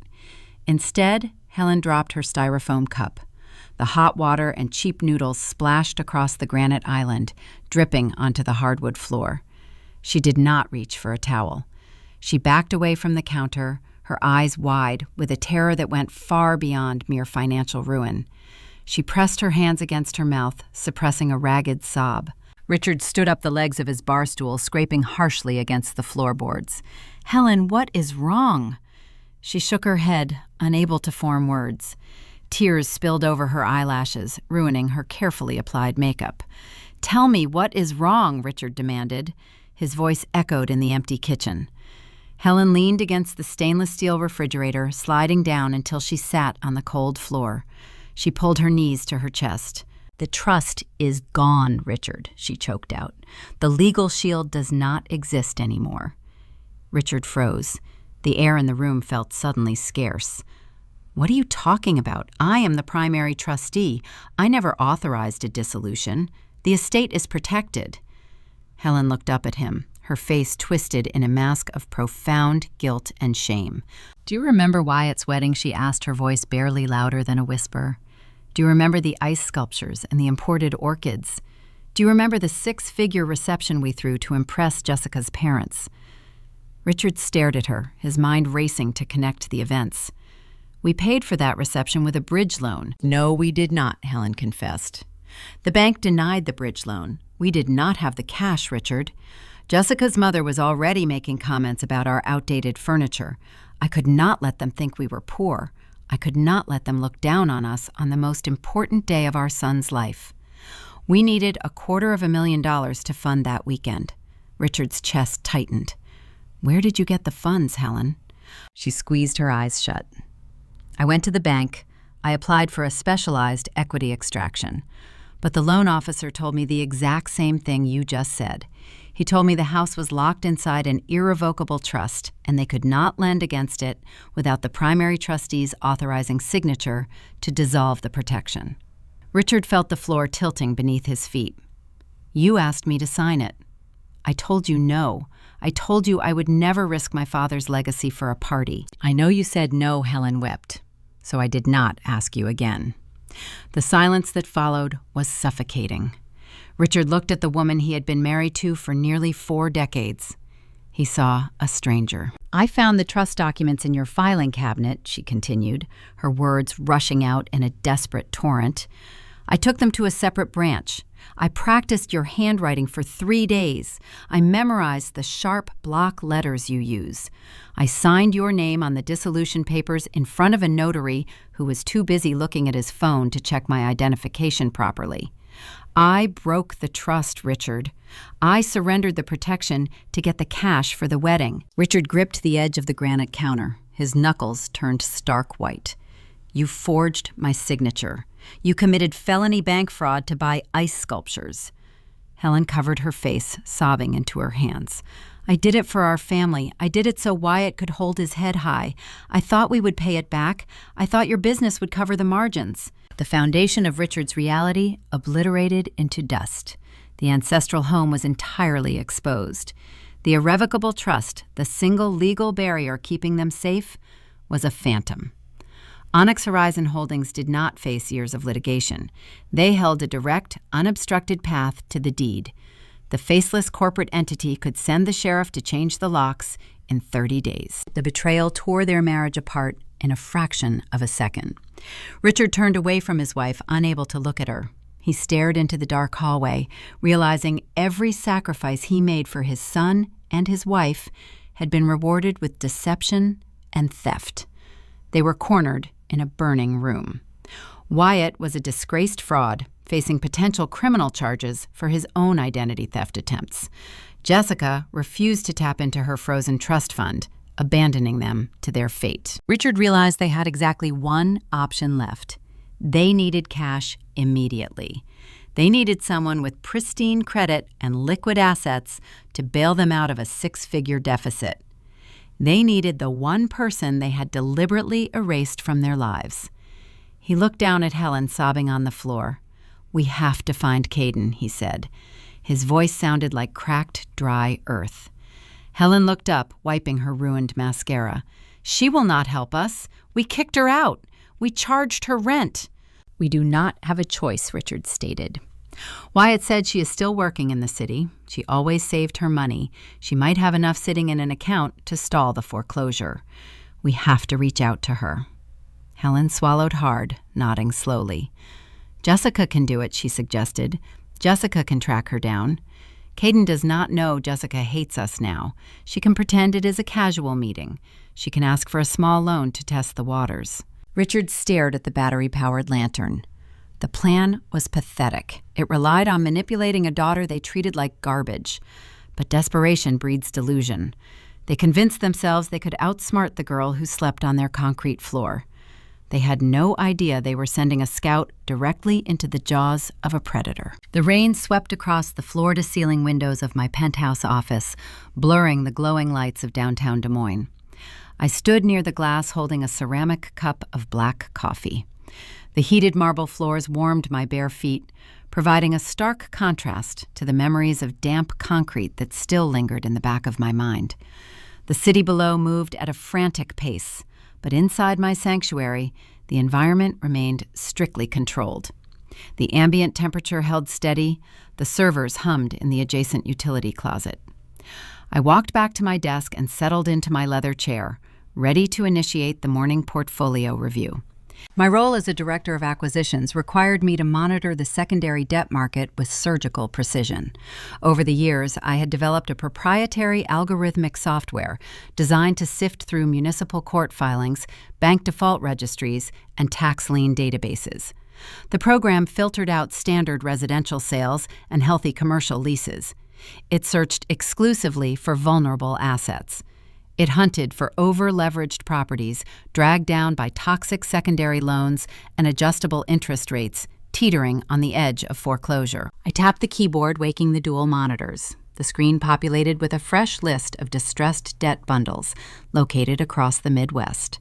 I scrolled through the data rows, evaluating capitalization rates and potential yields. A red indicator flashed near the top of the queue. The software had flagged a highly leveraged residential property in a prime suburban district. I clicked the file to open the preliminary dossier. The address rendered on the screen in sharp black text. I stared at the monitor. My breathing slowed. The property listed on the digital ledger was my childhood home. The house where my parents charged me rent to sleep on a floor now sat on the secondary market, bleeding out.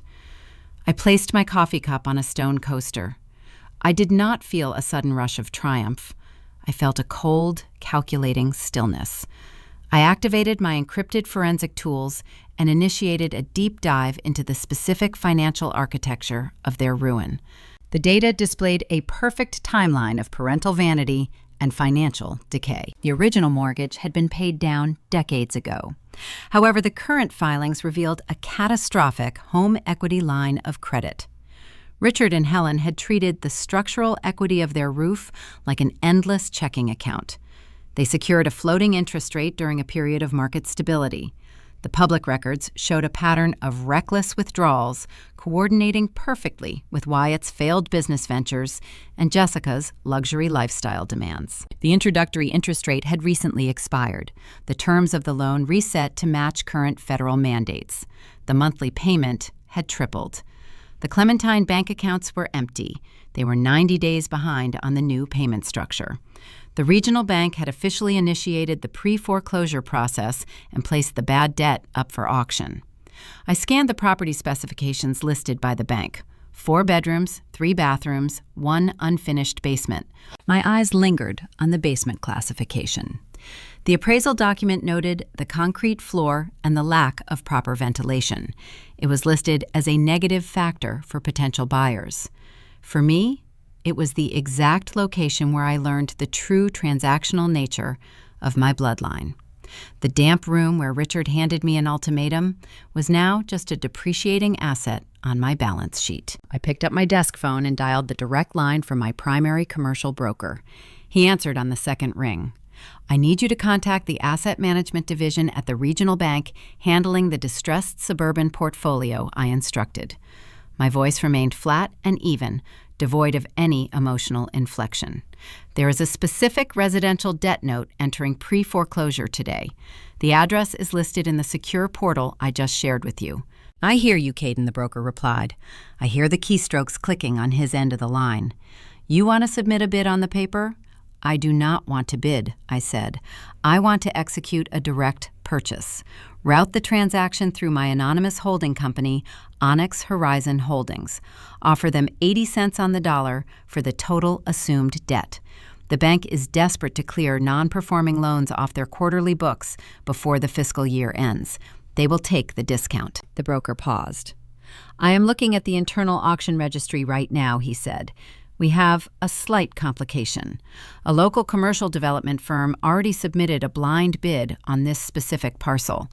They want to bulldoze the lot and rezone it for a high-density luxury condominium complex. The introduction of a competing buyer presented an immediate threat to my timeline. If the developer secured the debt, they would evict Richard and Helen simply to clear the land. The poetic justice of my plan required me to be the sole architect of their downfall. I could not allow a random corporation to steal the final execution. "Who is the developer?" I asked. Apex Capital, the broker, answered. "They are bidding aggressive cash offers on every distressed lot in that specific zip code. They offered 85 cents on the dollar." I leaned forward, resting my elbows on the polished oak desk. "Call the bank back," I instructed. "Tell the asset manager Onyx Horizon Holdings will offer 95 cents on the dollar, all cash. Waive the standard due diligence period and bypass the secondary inspection contingencies. Tell them we will wire the funds into their escrow account within 60 minutes of their acceptance." Apex Capital relies on board approvals for their liquid transfers. The bank will take our guaranteed wire over a pending corporate vote. "Consider it done," the broker said. "I will have the deed transferred to the holding company by noon." I terminated the call. I opened my banking portal and authorized the transfer of funds from my investment reserves to the holding company escrow account. The transaction required dual authentication. I pressed my thumb against the biometric scanner on my keyboard. The screen flashed a green confirmation checkmark. The capital deployed silently through the digital ether. I turned my chair to face the window, watching the storm clouds roll over the Iowa plains. The mechanics of the purchase were entirely invisible. My legal name appeared nowhere on the preliminary paperwork or the deed transfer. The faceless corporate entity Onyx Horizon Holdings now held the ultimate authority over the suburban estate. The shift in power was absolute. I held the keys to the property. My parents were no longer homeowners.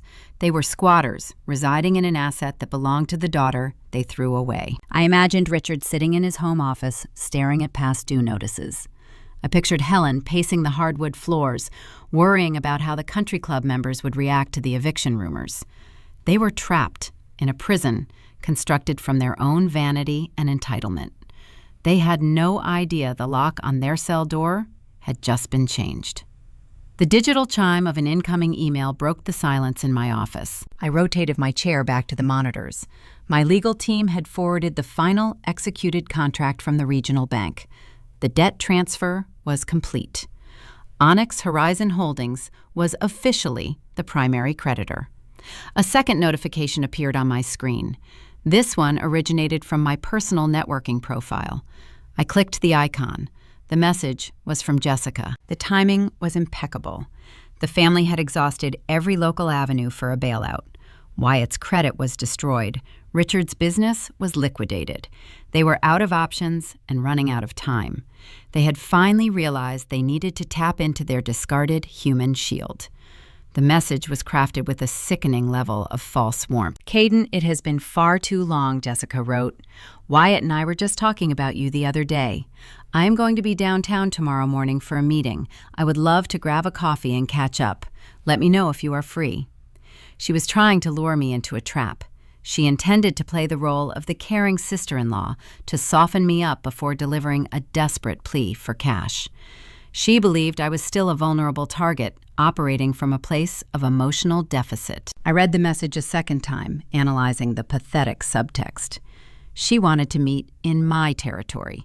She wanted to test the waters. I opened a blank document on my computer. I needed to construct a countermeasure.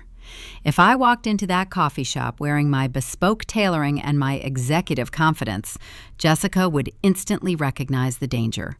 She would retreat and warn the others. I needed to maintain the illusion of my own failure to ensure they walked blindly into the impending slaughter. I typed a brief response accepting the invitation.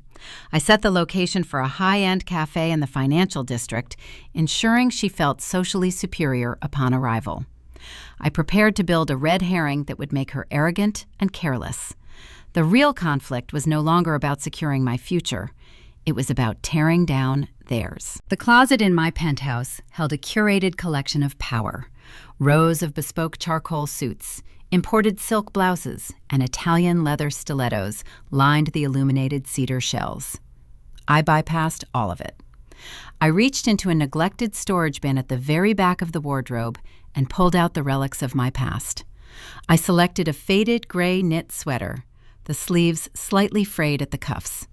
I found a pair of basic black pumps, the leather on the toes dull and worn from years of pacing the floor of a cubicle. If I walked into the downtown cafe projecting the aura of a multi-million-dollar real estate titan, Jessica would instantly recognize the danger.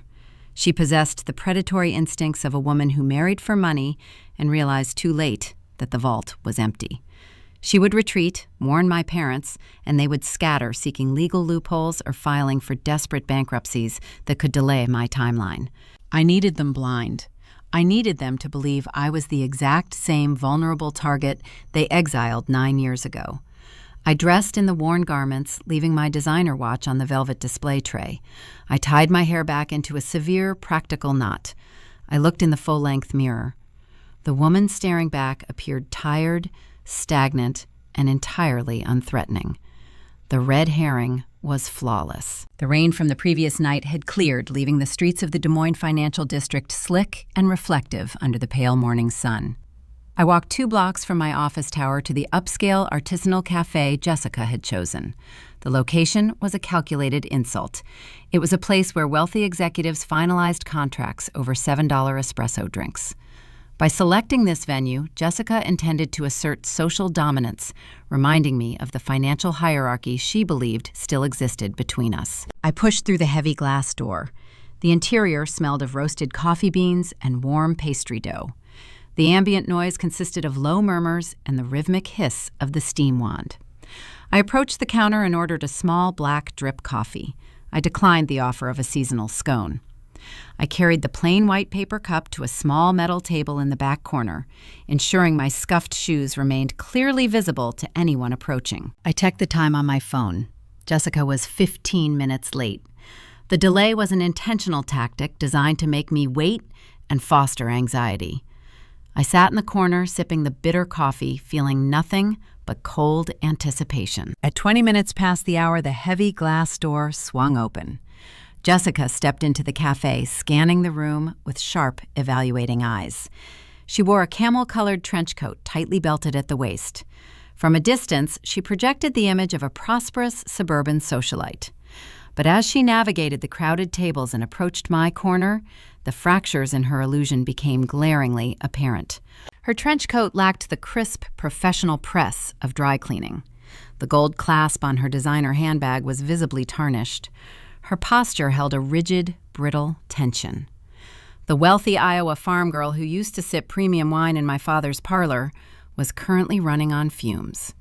She spotted me, sitting in the faded sweater, and forced a bright, wide smile across her face. "Caden, what an unexpected coincidence," she said, her voice pitched a fraction too high.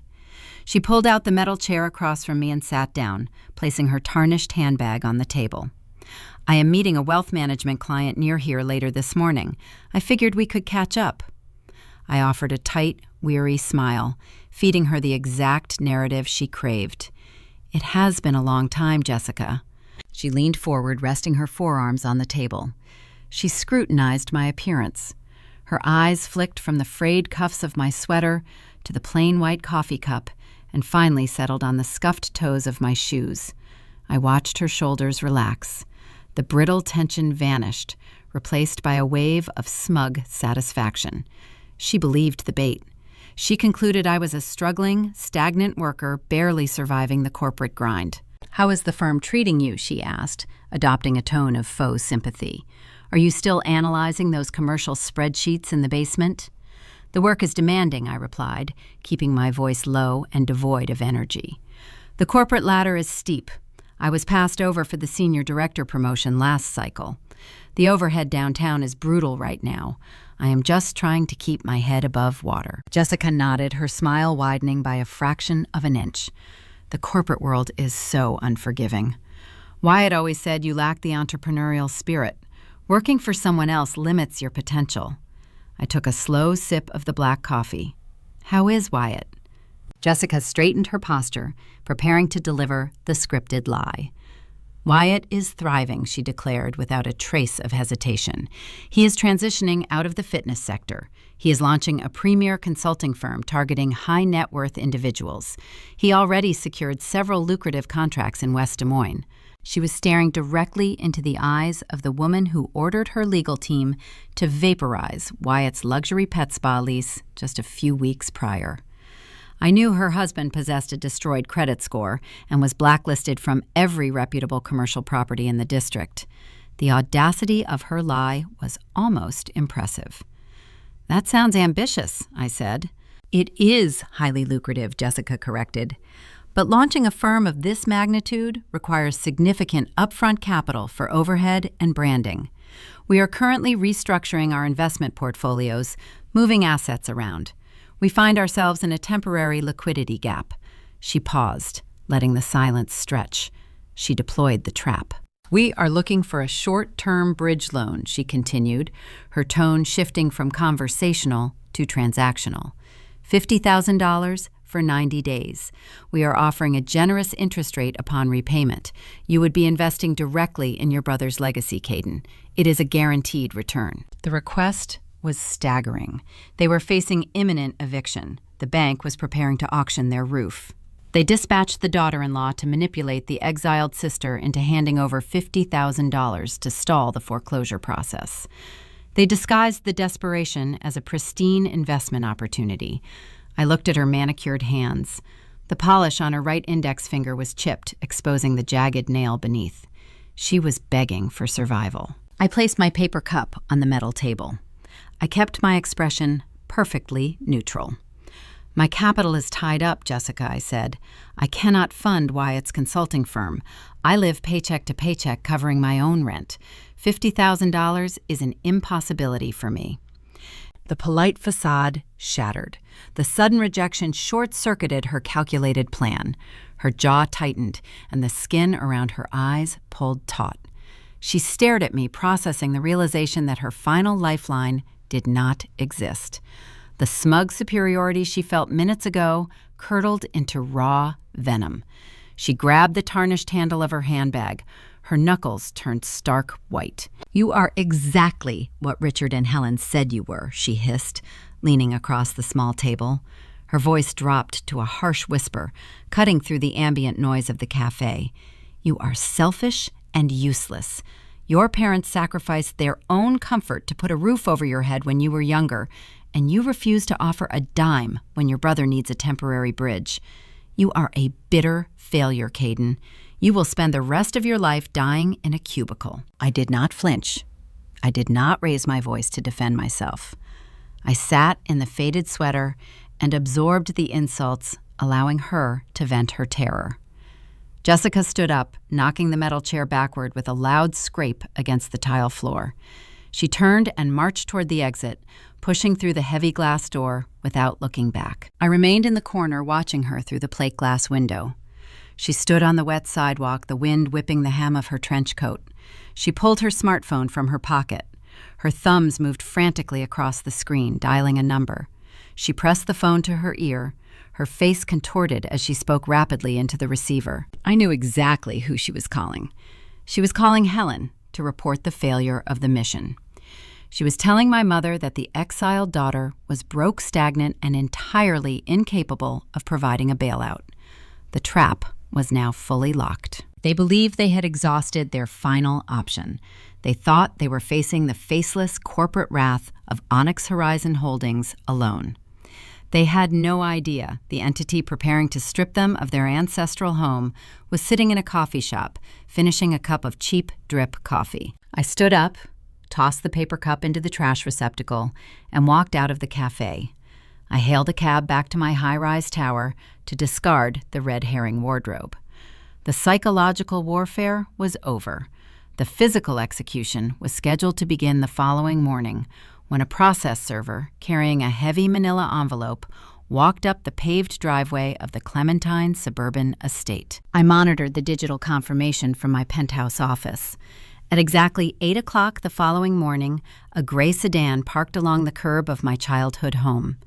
A man wearing a plain windbreaker walked up the paved driveway. He bypassed the manicured hedges Helen spent years cultivating. He held a thick manila envelope sealed with red wax tape. He pressed the doorbell.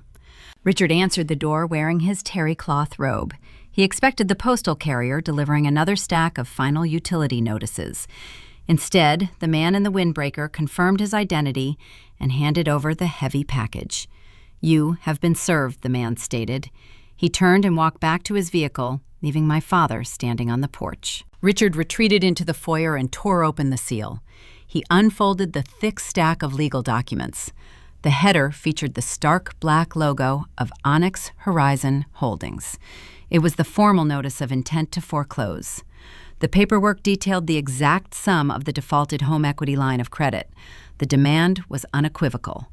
The holding company required a full payment of $150,000 within 30 days. If the balance remained unpaid, the property would be seized and auctioned on the county courthouse steps. The sheer, ruthless legal force of the anonymous corporate entity terrified him. Richard walked into the kitchen, his hands trembling so intensely the crisp papers rattled against each other. Helen poured a cup of coffee and glanced at the bold print.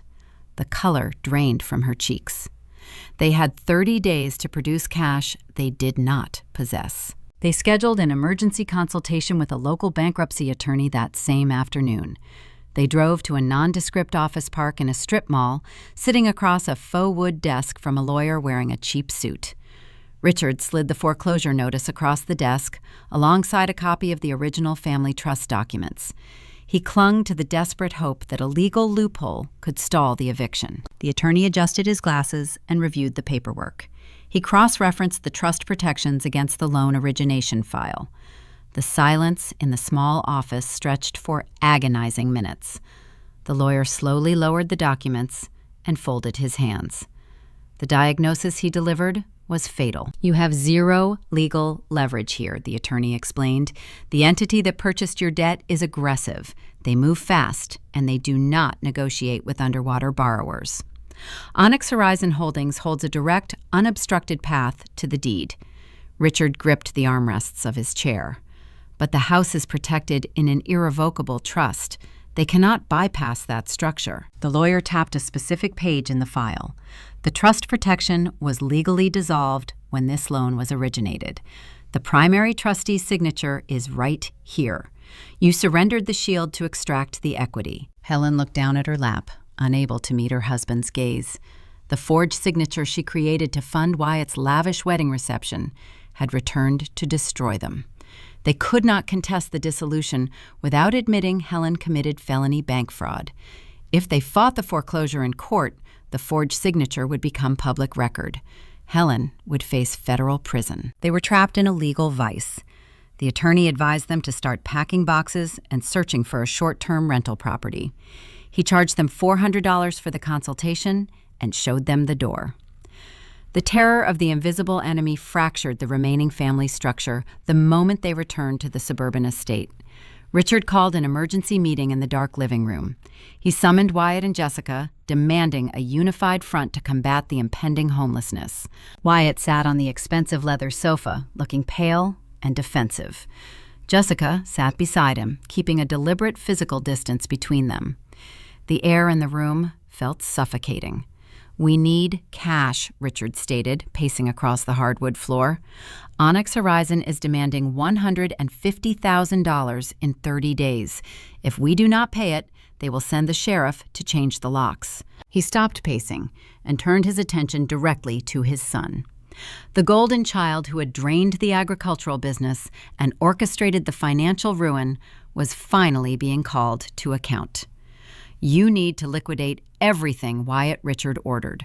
Sell the remaining equipment from the gym. Empty the business accounts for your consulting firm. Sell the European SUV in the driveway. We need every single dollar you have access to." Wyatt stared at the floor, avoiding his father's eyes. He swallowed hard. "I do not have any assets, Dad." "What are you talking about?" Richard demanded, raising his voice. "You have the vehicles. You have the remaining capital from the pet spa investors." Wyatt shook his head. The investors pulled out yesterday. The leasing agency blacklisted me. And the vehicles are not mine. I transferred the title of the SUV and the remaining cash into Jessica's name 6 months ago to hide them from the gym creditors. I own nothing. On paper, I am entirely insolvent. Richard felt the ground tilt beneath his feet. The son he sacrificed his entire legacy to protect was a ghost. Wyatt possessed zero capital and zero solutions. He had insulated himself from consequences by hiding behind his wife's name. Richard turned to Jessica. The daughter-in-law sat perfectly still, her expression hardening into a mask of cold indifference. Jessica Richard began, his voice cracking under the weight of sheer desperation. You have your family trust fund. I know it generates quarterly dividends. We need a bridge loan, just enough to satisfy the arrears and halt the eviction. We will pay you back with interest once I secure a new commercial loan. Jessica looked at the desperate patriarch. She did not see a father figure. She saw an anchor threatening to drag her to the bottom of the ocean. I am not touching my trust fund for this, she declared. Her tone was sharp and unyielding. My parents froze the primary accounts because of Wyatt's endless failures. The dividends barely cover my personal expenses. You are part of this family, Richard pleaded. We funded your wedding. We housed your husband. You live under this roof. Jessica stood up, smoothing the wrinkles from her camel-colored trench coat. This is your mess, Richard. You took out the loan. You signed the paperwork. Wyatt is a fraud who cannot secure a basic lease, and you enabled him for a decade. I am not draining my inheritance to save a sinking ship. Wyatt stood up, reaching for her arm. Jess, you cannot just walk away from us. We need to work together. She pulled her arm out of his grasp with a look of profound disgust. There is no together, Wyatt. I married an entrepreneur. I did not marry a parasite living in his parents' guest room. I am calling my father to send a moving truck for my belongings. I suggest you start looking for a cheap apartment. She walked out of the living room, leaving her husband standing in stunned silence. The front door slammed shut a few minutes later, echoing through the empty hallways. The marriage was over. The illusion of the prosperous Midwestern family shattered into 1,000 jagged pieces. Richard sat down heavily in the armchair. He looked at his hands. They were empty. His business was gone. His legacy was erased. His wife was a forger, and his son was a coward. The faceless creditor known as Onyx Horizon Holdings had stripped them of their dignity without ever stepping foot inside the house. The silence in the room stretched for hours. The sun set, plunging the estate into darkness. The electricity remained shut off. Richard sat in the shadows, staring at the formal foreclosure notice resting on the coffee table.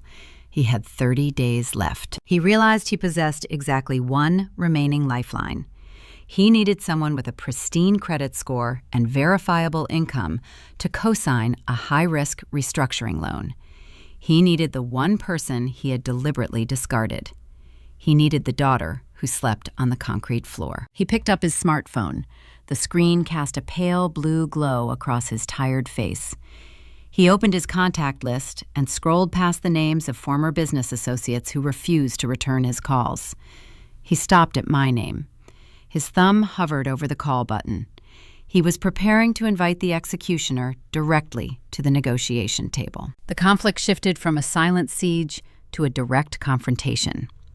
Richard pressed the button and raised the phone to his ear, listening to the line ring, setting the stage for a dinner that would end the Clementine bloodline forever. The house in the suburbs settled into a hollow silence. The departure of Jessica stripped away the final layer of pretense. Wyatt locked himself in his childhood bedroom, refusing to face the reality of his ruined marriage and his impending legal liabilities. Helen remained in the dark kitchen, staring blankly at the granite island, her mind unable to process the consequences of her forged signature. Richard stood alone in the hallway. He was the patriarch of a collapsed dynasty. His business was erased. His marriage was built on fraud. His chosen heir was a parasite who hid behind a woman's skirt. The walls of the estate felt like they were closing in. Richard needed privacy to make the most humiliating phone call of his life. He could not let Helen hear him beg. He walked toward the narrow wooden door at the end of the hall. He turned the brass knob and descended the stairs into the unfinished basement. The air grew colder with every step. The space smelled of mildew and neglected cardboard. He reached the bottom and stood on the bare concrete floor. A single shaft of moonlight filtered through a narrow ground-level window, casting a pale gray rectangle across the exact spot where my mattress used to rest. Richard stood in the center of my former exile. 9 years ago, he stood on these same steps, holding a rent check and demanding absolute compliance. He told me nothing was free. He told me to never expect to walk back through his door. Now the arithmetic had inverted. He was standing on the concrete, preparing to beg the exiled daughter for a lifeline. He pulled his smartphone from the pocket of his terry cloth robe. The screen provided the only illumination in the damp cavern. His thumb hovered over his digital contact list. He bypassed the wealthy neighbors and the country club associates who had long since stopped returning his calls. He stopped at my name. His hand trembled. He pressed the green icon and brought the device to his ear. The incoming call notification bypassed my desktop terminal and routed directly to my secure mobile device. I sat in my corner office watching the city lights flicker across the Des Moines skyline. The digital clock on my dual monitors read 8:14 in the evening. I looked at the glowing screen of my phone. The caller identification displayed Richard Clementine. I did not answer. I sat in the ergonomic leather chair and watched the incoming call timer tick upward. The screen went dark after 6 rings. 10 seconds later, a new icon appeared indicating a deposited voicemail. My corporate software immediately transcribed the audio into a block of text, but I ignored the written words. I needed to hear the exact frequency of his vocal cords. I needed to measure the depth of his panic. I pressed play. The audio file engaged, filling the quiet office with the sound of his breathing. Caden, his voice began. It sounded thin and fractured, stripped of the booming, patriarchal authority he used to wield like a weapon. "It is your dad. I know we have not spoken in a long time. I know you are busy, but we have a situation here, a critical family emergency. We are losing the house. Some private holding company bought our debt and they are threatening to put us on the street. I need to see you. We need to sit down and talk. Please call me back." The recording ended with a sharp click, followed by automated silence. I replayed the audio file, analyzing the subtext. The desperation was palpable, but the inherent entitlement remained intact. He did not say he was sorry. He did not ask how I was doing. He did not acknowledge the 9 years of silence or the padlocked door. He invoked the concept of a family emergency, assuming the biological tie would automatically trigger my compliance. He still viewed me as a utility. He believed I was a resource to be deployed when his primary systems failed. He assumed I would rush to the rescue. He expected me to return the call within the hour, anxious to earn my way back into his good graces. I placed the phone face down on the polished oak surface of my desk. I gathered my legal files, closed my laptop, and locked my office. I took the private elevator down to the parking garage. I drove my luxury sedan back to my penthouse apartment. I poured a glass of imported mineral water and read a chapter of a book regarding global market trends. I slept for 8 unbroken hours. I imposed a strict 48-hour communications blackout. The psychology of waiting is a potent weapon. Silence forces the mind to construct its own worst-case scenarios. Over the next 2 days, I went about my routine with mechanical precision. I conducted high-level acquisition meetings. I approved structural renovations for my commercial properties. I drank premium espresso and wore immaculate charcoal suits. I operated in a world of absolute control. Meanwhile, the suburban estate descended into a pressure cooker of unmitigated terror. The 30-day eviction clock continued to tick downward. Every passing hour eroded Richard's remaining sanity. I knew exactly how he spent those 2 days. He carried his phone from room to room, checking the battery level, verifying the cellular signal volume. He stared at the blank screen, willing my name to appear. Every time a telemarketer called, his heart hammered against his ribs.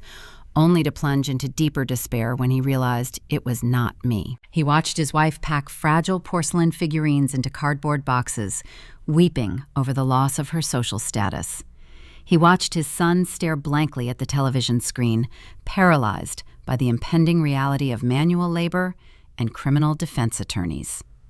Richard was drowning, and the only person holding a life preserver was standing on the shore, refusing to throw the rope. The silence forced him to confront his own irrelevance. The Bank of Richard Clementine was bankrupt. His authority was a ghost. On Thursday evening, I decided the marinade was complete. The panic had reached the optimal temperature. I sat on the velvet sofa in my penthouse looking out over the city. I picked up my smartphone and opened the messaging application. I did not intend to call him.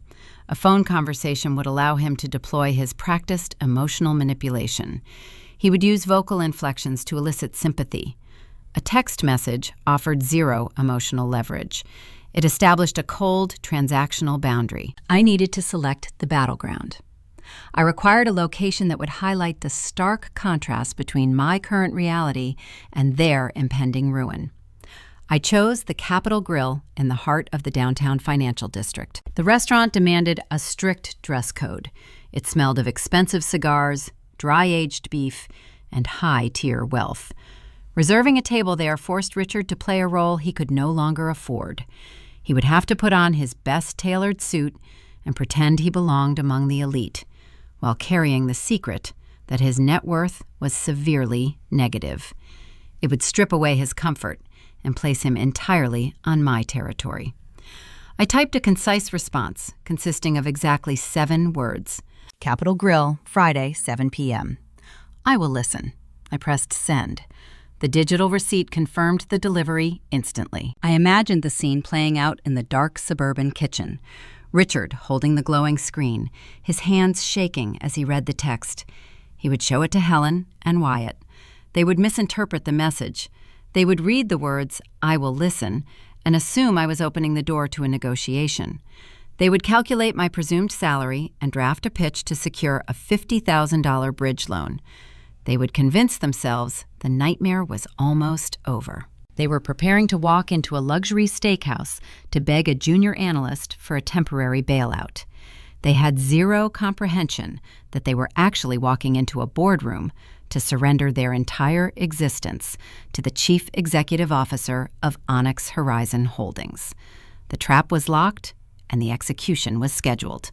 All that remained was the final meal. The mahogany doors of the Capitol Grill opened into a sanctuary of manufactured wealth. The air carried the rich scent of seared beef truffle butter and aged leather. I walked through the dimly lit foyer wearing my tailored charcoal suit. My heels clicked a steady, measured rhythm against the polished hardwood floor. The hostess checked my name and guided me toward the back of the dining room, where the ambient noise dropped to a discreet hum. The timeline had officially caught up to the present moment. My family was already seated at a large circular booth. The stark contrast between their projected image and their actual reality sat heavily across the white linen tablecloth. Richard wore a navy suit he bought nearly a decade ago. The fabric pulled tight across his shoulders, and the lapels looked dated. Helen clutched her frayed designer handbag, keeping it hidden in her lap. Wyatt sat rigidly, his posture defensive, while Jessica maintained a deliberate physical distance from him, staring into the flickering flame of the center candle. I slid into the leather booth, placing my heavy manila folder face down next to my silver cutlery. Nobody offered a hug. Nobody offered a hollow greeting. The tension in the booth felt thick enough to suffocate them. Richard immediately attempted to seize control of the environment. He needed to project patriarchal authority to mask his overwhelming powerlessness. When the waiter approached our table holding a leather-bound menu, Richard did not hesitate. He ordered a $300 bottle of Napa Valley Cabernet and 4 dry-aged Wagyu ribeyes. He did not ask if anyone wanted chicken or fish. He commanded the table, assuming the exiled daughter sitting across from him would quietly pick up the exorbitant tab. I allowed the performance to continue. I ordered a glass of imported mineral water and a modest cut of filet. The waiter poured the dark red wine into their crystal goblets. Richard took a long, desperate swallow. The alcohol fueled his false bravado, loosening the tight muscles in his jaw. Helen kept glancing around the room, terrified a member of her country club might spot them eating dinner with the daughter they had publicly disowned. Wyatt drank his wine in rapid, nervous gulps, avoiding my gaze entirely. The waiter delivered the steaks. The sharp scrape of steak knives against porcelain plates filled the silence. We consumed the meal in a state of suspended animation. I ate slowly, chewing each bite with deliberate focus. I watched them gorge themselves on meat they could not afford, funded by the woman they considered a failure. Midway through the main course, Richard cleared his throat. He set his silver fork down and folded his hands on the edge of the table. He leaned forward, preparing to deliver the pitch he spent the last 48 hours rehearsing in his dark suburban kitchen. "Caden, we appreciate you meeting us," he began. His tone adopted the cadence of a corporate negotiation. "As you know, the global market is experiencing unprecedented turbulence. My agricultural supply business faced structural challenges due to supply chain disruptions." He was framing his failure as a symptom of macroeconomic forces, entirely ignoring his own financial incompetence and the reckless loans he took to fund Wyatt's fake lifestyle. I took a sip of my mineral water and waited. "We made a strategic decision to leverage the equity in the family estate," Richard continued. "Unfortunately, a predatory holding company purchased our debt portfolio from the regional bank. This faceless corporation is demanding an immediate cash settlement that exceeds our current liquidity. They are threatening an unethical foreclosure process." The sheer audacity of his narrative was breathtaking. He sat across from the chief executive officer of Onyx Horizon Holdings, calling my legal execution an unethical corporate maneuver. Richard smoothed his silk tie. "We need to protect the Clementine family legacy. We cannot allow an anonymous firm to strip us of our dignity. We researched the real estate market in West Des Moines. There is a premier luxury condominium complex nearing completion. We need you to purchase a unit for us outright.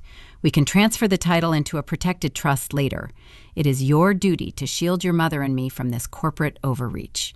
He did not ask for a loan. He demanded a real estate acquisition. He expected me to buy them a luxury residence to spare them the humiliation of renting an apartment. Before I could formulate a response, Wyatt leaned across the table. The golden child remained entirely oblivious to the reality of his ruined status. The expensive wine had eroded his filter. "Make sure the condo has a separate guest wing," Caden Wyatt instructed, pointing his steak knife toward me. "Jessica and I need a master suite while I get my new consulting firm off the ground. We cannot be cramped in a standard 2-bedroom layout. I need a dedicated home office to meet with high net worth clients." The entitlement radiating from my brother triggered a seismic shift at the table. Jessica had remained silent for the entire dinner, drinking 2 large glasses of the Napa Valley Cabernet. The alcohol stripped away the last remnants of her brittle composure. The pressure of the impending homelessness and her husband's profound delusion shattered her limits. She slammed her crystal wine glass onto the table. The dark liquid sloshed over the rim, staining the pristine white tablecloth like a splash of fresh blood. "Are you out of your mind, Wyatt?" she yelled. Her voice pierced the quiet hum of the restaurant. Several patrons at adjacent tables turned their heads to look. Richard flinched, raising a hand to quiet her, but Jessica ignored him. "You do not have a consulting firm," she spat, her face flushing with rage.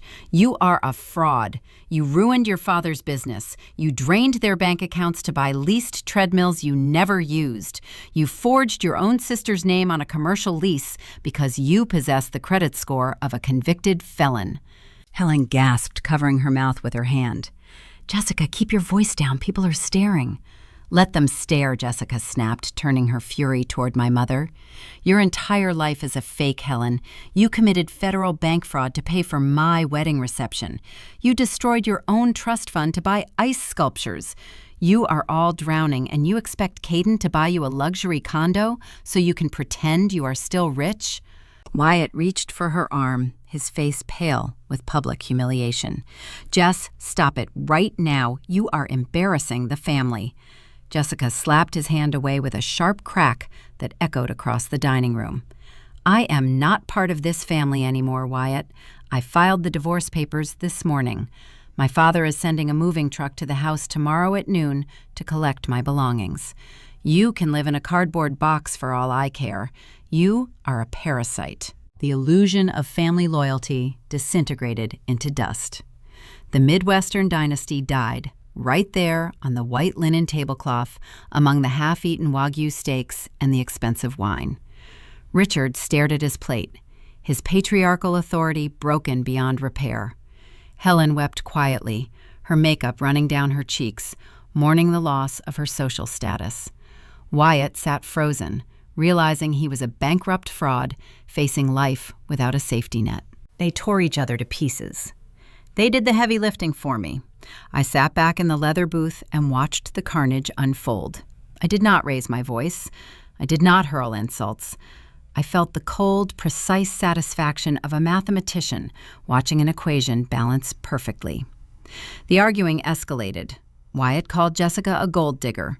Jessica laughed, a harsh, bitter sound, reminding him there was no gold left to dig.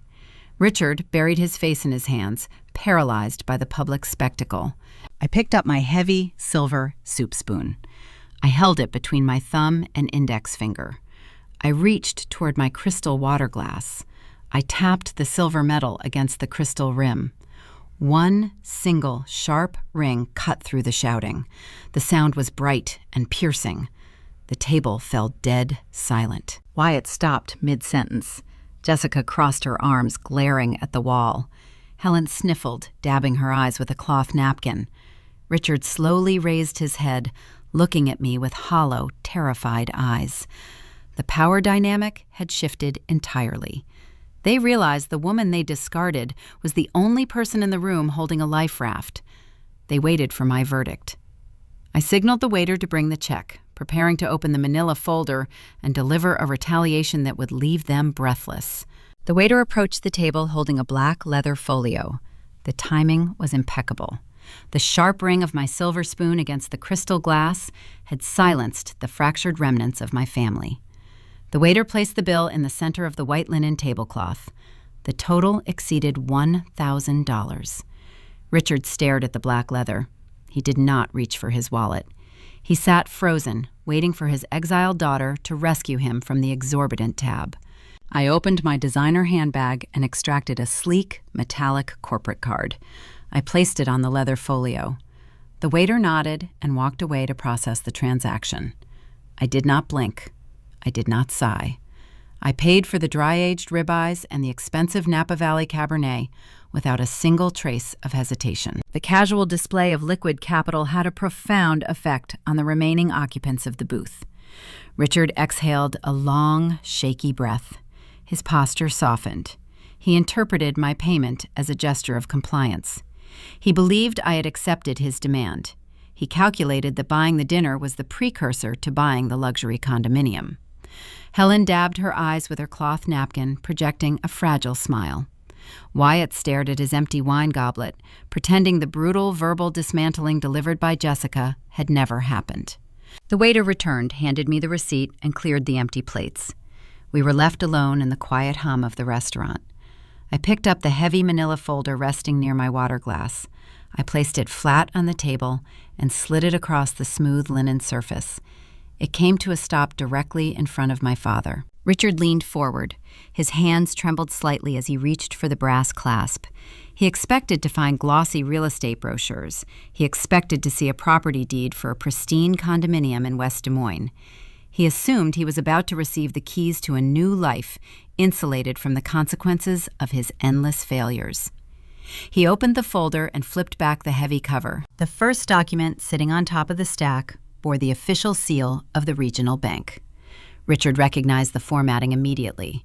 It was a formal dismissal of the foreclosure proceedings against the Clementine estate. The pending auction was canceled. The debt was marked satisfied and transferred. A wave of sheer relief washed over his face. He looked up at me, his eyes shining with unshed tears. "Caden," he whispered, his voice thick with emotion, "I knew you would understand. I knew you would protect the legacy. Thank you. We will transfer the title into a new trust tomorrow."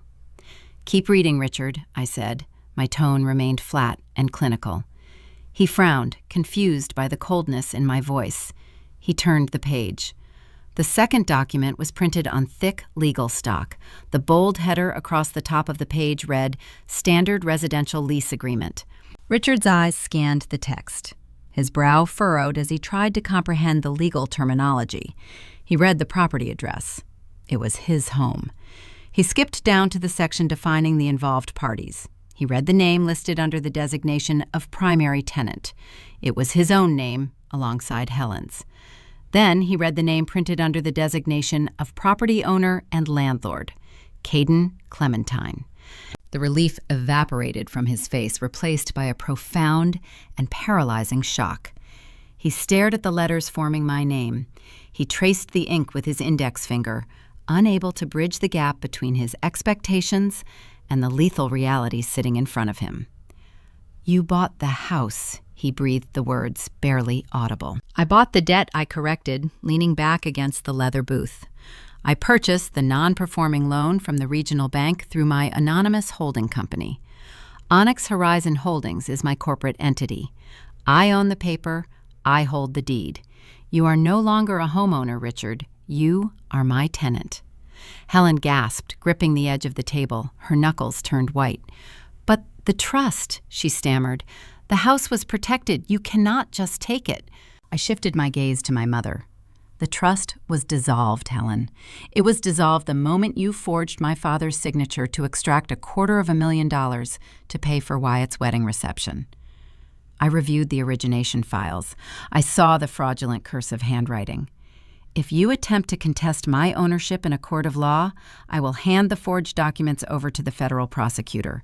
You will spend the next 5 years in a minimum security prison for bank fraud." Helen clamped her hands over her mouth. The blood drained from her face, leaving her skin the color of ash. She realized the trap was inescapable.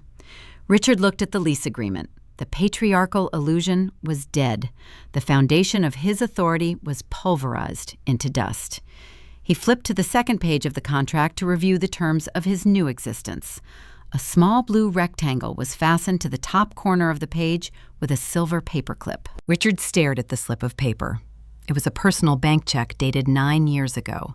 The amount was written for $800. In the bottom left corner, on the memo line, 2 words were printed in crisp block letters: "Final payment." It was the exact check I handed to him the night he padlocked my bedroom door and banished me to the unfinished basement. I had kept it archived in my files for nearly a decade, waiting for the perfect moment to return it. "You told me nothing was free in this world," I said, breaking the heavy silence. "You told me I owed you for raising me. You extorted rent from a junior analyst to subsidize the vanity of a son who refused to work. I told you that check was the last payment you would ever receive from me. I keep my promises." Richard touched the edge of the old check. His hands shook uncontrollably. He read the terms outlined in the new lease agreement. The mathematical symmetry of the contract was absolute. "The monthly rent for the estate is $800, I instructed, reciting the clauses from memory. "Rent is due on the first day of every month. If you are late, I will initiate eviction proceedings the following morning." He scanned the property use restrictions. "Wait," he said, his voice cracking. "This clause here, it says the primary floors are restricted. The master suite and the adjoining guest rooms on the main floor are now designated as my local corporate office," I explained. "I require a private workspace when I am conducting business in the suburbs. The main floor is off limits to tenants." Richard swallowed hard. "Then where are we supposed to sleep?" "The lease clearly outlines your designated living quarters," I replied, pointing a manicured finger at the document. "You and Helen are permitted to occupy the unfinished basement." The poetic justice landed with the force of a physical blow. The damp concrete floor, the bare cinder block walls, the drafty single-pane window. The exact space they deemed suitable for their daughter was now their permanent prison. They would spend their twilight years listening to my footsteps on the hardwood above their heads. Helen began to weep. The sound was ragged and pathetic. She mourned the death of her country club status and her comfortable bed. "What about me?" Wyatt asked, his voice trembling. I looked at my brother. The golden child was sweating profusely. He was facing a divorce, a mountain of debt, and impending legal charges for his attempted identity theft. "You are not listed on the lease, Wyatt," I said. "You have 48 hours to remove your personal belongings from the premises. If you step foot on the property after Sunday afternoon, I will have you arrested for trespassing." Wyatt slumped back against the leather booth, burying his face in his hands. His safety net was gone. Richard picked up a black ink pen resting near the folder. He looked at the signature line on the lease agreement. He had 0 alternatives. He possessed no savings, no business, and no legal recourse. He was staring down the barrel of immediate homelessness. "Caden," he whispered, the tears finally spilling over his eyelashes. "I do not have $800 right now. The accounts are frozen. I need time to find a job. I need time to sell my truck. Please, can you give us a grace period for the first month, just 30 days to figure this out?" He looked at me with hollow, desperate eyes. He was begging for mercy from the woman he threw away. I sat perfectly still. I did not feel a trace of pity. I looked into my father's eyes and delivered the final, fatal verdict, echoing the exact phrase that severed our bloodline 9 years ago. "You are an adult now, Richard," I said, my voice cold and unyielding. "Nothing is free." The words struck him like a physical impact. The realization settled over the table. The transaction was complete. The scales were balanced. Richard lowered his head. He pressed the tip of the pen against the paper. He signed his name on the dotted line, surrendering his home, his pride, and his legacy to his exiled daughter. He pushed the folder across the white linen tablecloth. I picked up the manila folder and secured the brass clasp. I slid it into my leather briefcase. I stood up from the booth, smoothing the lapels of my charcoal suit. I did not say goodbye. I did not offer a closing sentiment. The math was settled. I walked away from the table, leaving them surrounded by the half-eaten luxury meal they could never afford. I moved through the quiet dining room and pushed open the heavy mahogany doors. The cool Iowa night air washed over my face, carrying the scent of impending rain. I stepped onto the damp pavement, holding the deed to my empire. I walked toward my waiting car, entirely untouchable, entirely victorious, and entirely free. The foundation of a family is rarely destroyed by a single earthquake. Usually, the collapse is the result of years of invisible water damage, a slow rot that eats away at the load-bearing beams until the house simply caves in on itself. In American culture, where the traditional family structure is often held up as the ultimate ideal, we are conditioned to believe that keeping up appearances is synonymous with keeping a family intact. We mow our lawns, send out glossy holiday cards, and hide our ugliest truths behind heavy oak doors. But as the story of the Clementine family brutally illustrates, a house built on favoritism, extortion, and vanity is not a home. It is merely a waiting room for a tragedy. When we examine Richard and Helen's choices, we are not just looking at catastrophic financial mismanagement. We are witnessing a profound failure of emotional awareness and parental responsibility. Raising children requires more than just providing a roof and a zip code. It demands the equitable distribution of love, honesty, and accountability. The Clementines failed to grasp this fundamental truth. Instead, they divided their children into two distinct, irreconcilable categories: the investment and the utility. Wyatt was the golden child, the investment. In many modern families, there is a dangerous tendency to confuse unearned confidence with potential. Wyatt was shielded from the consequences of his actions from his youth. When he wrecked a vehicle, his father paid the legal fees. When he wanted to play the role of a suburban entrepreneur, his parents siphoned their own wealth and extorted their daughter to fund his delusions. This represents the dark side of parental devotion, where the desire to see a child succeed mutates into a toxic enablement that cripples them. By constantly placing a financial safety net under Wyatt, Richard and Helen robbed him of the opportunity to develop resilience, grit, and genuine competence. They did not raise a self-sufficient man. They raised a lifelong parasite. On the opposite end of the spectrum was Caden the utility. She was the responsible one, the one who worked 12-hour shifts and saved her money. In a fair traditional family structure, her work ethic would have been celebrated. She would have been guided and supported as she built her future. Instead, her competence was weaponized against her. Because she could survive on a concrete floor, her parents decided she should survive on a concrete floor. They justified charging her rent to subsidize her brother by twisting the concept of family responsibility. Richard's cold declaration, "You're an adult now, nothing is free," is a philosophy many parents use to teach independence. But when applied with deep hypocrisy, when one child is charged for basic survival while another is handed thousands of dollars for a fake business, it ceases to be a lesson. It becomes emotional and financial abuse. This glaring lack of fairness destroys the very fabric of sibling relationships. A family structure relies on trust, but parents who play favorites pit their children against each other in a zero-sum game for resources and affection. Caden learned early on that her parents' love was conditional, tied entirely to her ability to act as a human shield for their preferred child. This emotional starvation forced her to build walls of ice just to survive. She learned to view relationships as clinical transactions, because that is exactly how her parents treated her. Furthermore, the story serves as a glaring indictment of the obsession with social status.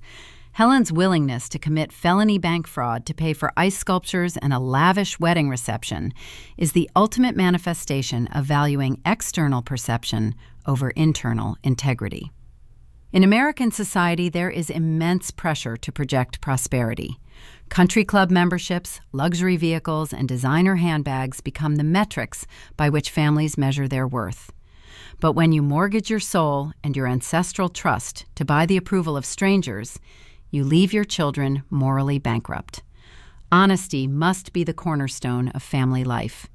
If Helen and Richard had possessed the emotional courage to admit they could not afford Wyatt's lifestyle, the entire catastrophe could have been avoided. But pride is a heavy burden, and it usually crushes the people standing underneath it. The long-term guidance of children requires parents to look beyond the immediate moment. It requires the emotional intelligence to recognize that every decision, every slight, and every unspoken preference is recorded in a child's mind. Children are the most acute observers of hypocrisy. When they see parents preaching family unity while practicing blatant favoritism, they lose their tether to the concept of family itself. Caden did not walk away from her family because she was born a cold, calculating corporate shark. She became one because it was the only way to survive the people who were supposed to protect her. Stories like this one remind us that the titles of mother and father are not lifetime passes to demand unconditional loyalty. They are daily responsibilities that must be earned through fairness, truth, and genuine care. If you find yourself fascinated by the dark, intricate mechanics of family dynamics, betrayal, and the ultimate pursuit of poetic justice, I highly encourage you to subscribe to the channel Linda Vengeance. We dive deep into these complex narratives, exploring the hidden ledgers of human relationships and the moments when the bill finally comes due.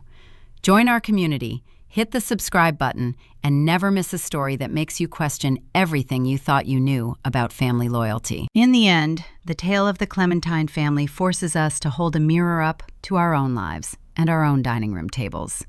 When we look at our children, are we seeing them for who they truly are? Or are we assigning them roles in a play we wrote to make ourselves feel better? Are we teaching them the value of hard work? Or are we showing them that manipulation and entitlement are the true currencies of the world? A house can be foreclosed upon, a business can be liquidated, and a trust can be broken. But the psychological architecture we build inside our children lasts forever. Richard and Helen spent their entire lives desperately trying to protect the physical estate, entirely blind to the fact that they had already demolished the only foundation that actually mattered. They were left sitting in the damp, dark basement of their own choices, staring at a lease written in the ink of their own hypocrisy. It makes you wonder about the quiet moments in your own home, the casual remarks, the unspoken expectations, the subtle ways we distribute our attention and our resources. Long after the lights go out and the doors are locked, what kind of legacy are you actually leaving behind? Are you building a sanctuary that will shelter your family through the storms of life? Or are you brick by brick and choice by choice, simply paving the concrete floor where your own reckoning will one day force you to sleep?